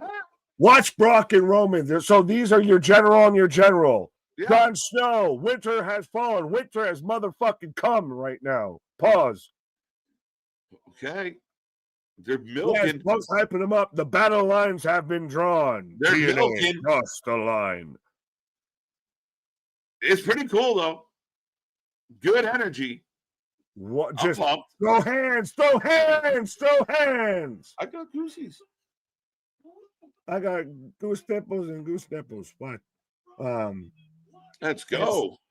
You got Brock and Roman throwing squares in the middle of this. You've got Cody and Drew, and that's how you go off the air of chaos and calamity. Yeah. Do one and then have the police show up. Yeah, right. Did they do it backwards? Little bit. And again, like, how good was Brock feeling in the fucking catering, waiting for his turn? Just down like a sack of potatoes. Just rolled through. But again, it's one of those. Do you laugh? Or do you are you too scared? I'm like, that's why I'm saying he just walked up and like, don't you fucking chuckle. I'll fucking still murder every one of you. You picture Logan chuckling and Drew smacking him. Don't do it. Don't you fucking do it. Ladies and gentlemen, Raw has gone off the air. We take a rating out of 10 for every single show. Let us know how you felt about it. What did you like? What didn't you like? What was good? What was bad? It's an odd show for me. Like, there was stuff I Okay. really, really liked, and then there was other stuff where I was like falling asleep. Like at one point, I was like, "This isn't good." But And did you fall that over? was But did you fall over? did you fall over? But yeah, I don't think I mean like it ended with like a really good mood. Like I'm really kind of pumped with how it all played out at the end. So it's a weird night. What do you think? It's a little out of order for me. On one hand, of like it still does kind of feel like Avengers assemble. Oh yeah, Da, da, da, da, da, da. Like right. on your left kind of vibe. But I think also, I think with Brock, Botch, Watch Lesnar, Ivan Drago, Boot Scootin' Boogie Lesnar, right, I'm kind of slowly the mood really fucking quick. Um, right. the biggest badass in the fucking barn just boshed the shit out of this. All right, fuck. Doesn't that scare you more? Oh fuck! Now he's mad. He's gonna throw potatoes. It's one of those of it's you're more terrified because you can't laugh that he fucked up. We all know he fucked up, but you can't show No. that he fucked up. But Yeah. it was supposed to. I almost if the still almost if you're gonna do it that way, I still think that they should have had the cops ending and the chaos attitude era, spear into the bear cage. That was the best ending, the best build up, the Right. best segment they've had out this outside of Cody's promo of having this. You have it to where like just as they start throwing hands, you cut off, you go black of that's da, da, da, da.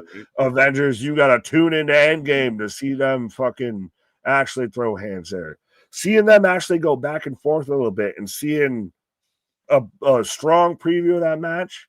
Yeah. Yeah, I mean, again, I think overall it was fun, and we got to where we thought we were going to get. Maybe shorten up, like maybe Roman doesn't saunter to the ring, so we can get a little more of the fighting and less of just the walking around. But No, see, I say ultimately, less fighting, more saunter. nah, I don't mind them brawling and kind of giving us a little bit of, I get it, just a sample, but maybe a little bit more. Ultimately, though, I, I think I'm going 7.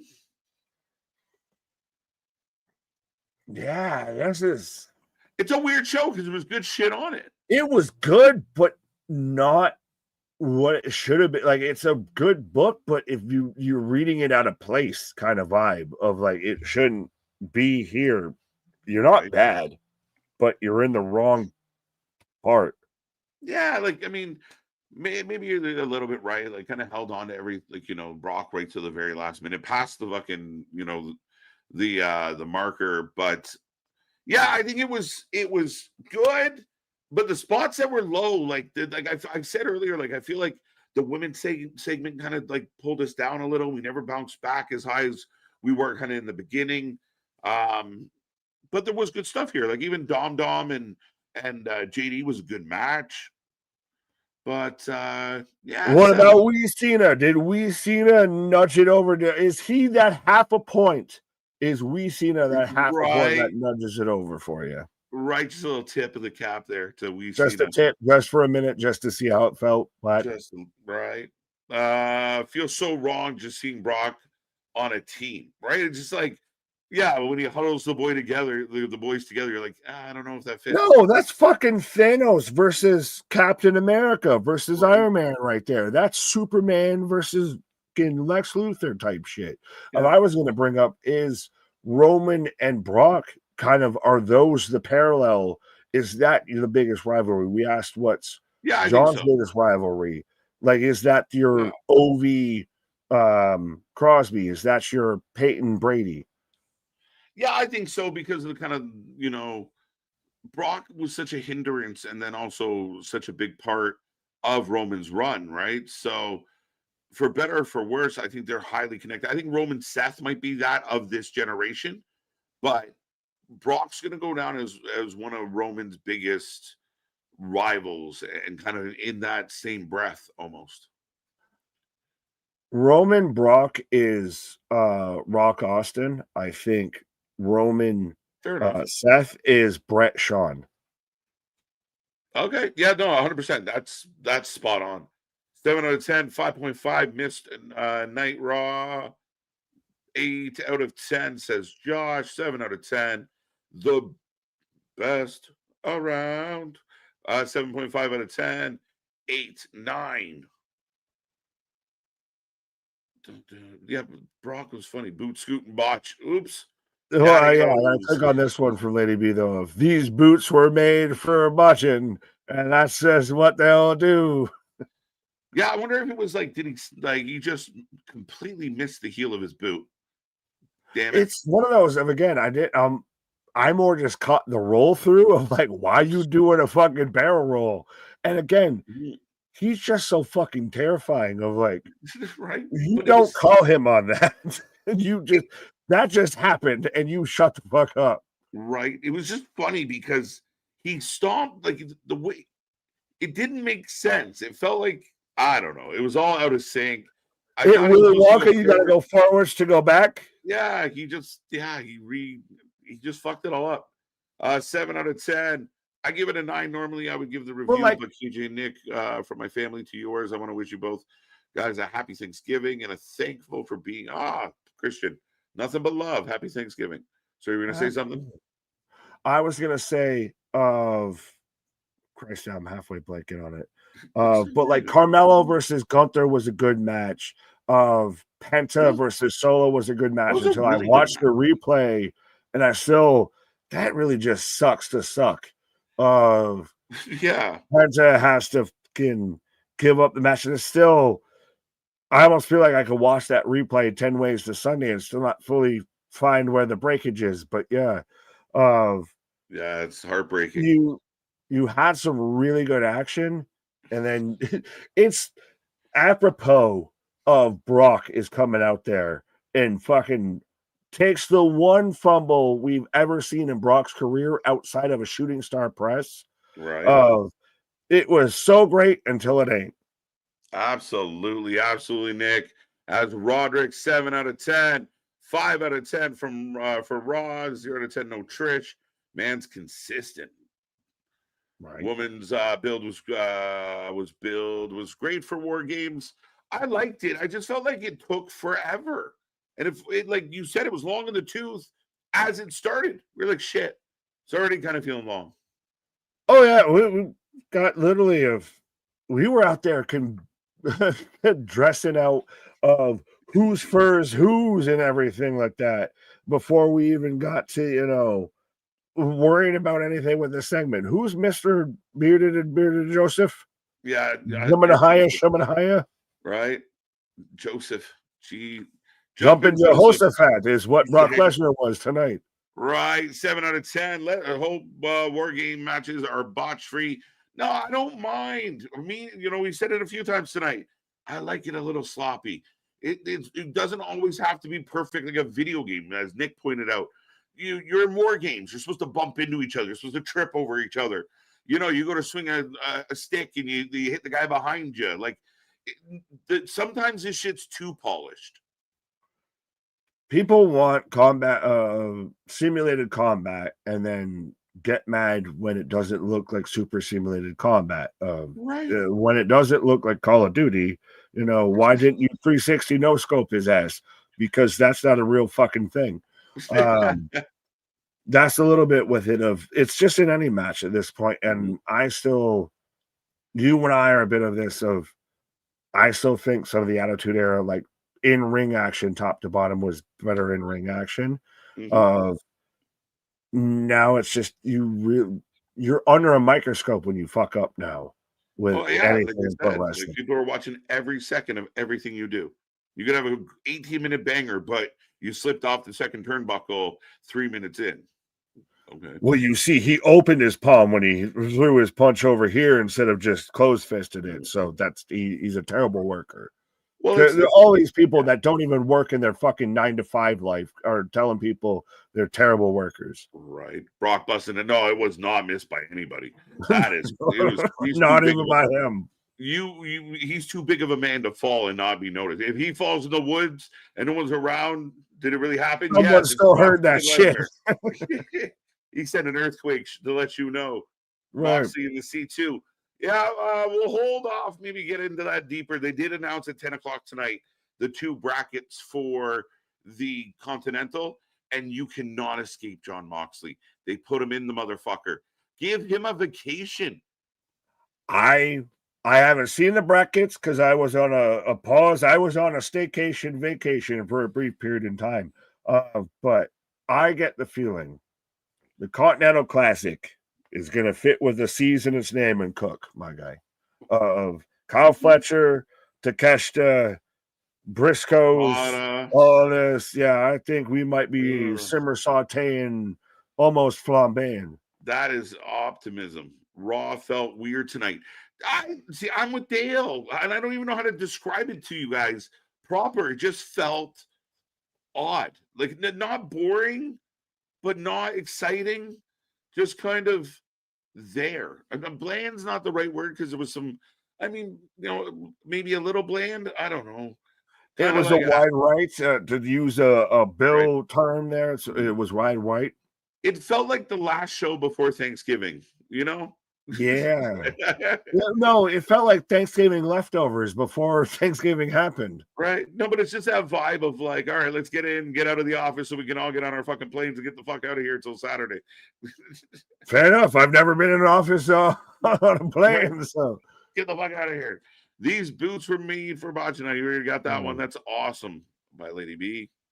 6 out of 10. 10 out of 10 for Charlotte. You mean Charuka? The fuck is she doing? I'd like to see her hit a soul snatcher. Shockmaster. Didn't I'm trying to get that in the divorce. I'm laughing at Brock. No, he didn't get his freedom. He might have gotten a right, soul snatcher, but no freedom. Locked in the basement was hiding in a box. He's running away from Brock. Exactly. Run away. Who likes it a little sloppy? You heard me, Q1. Let's go. 8 out of 10. Nick, what do you? Yeah, everybody's calling out of why my face was like that when you're out there. I like it a little sloppy. Like a little sloppy. What can you do? Hey, what do you say?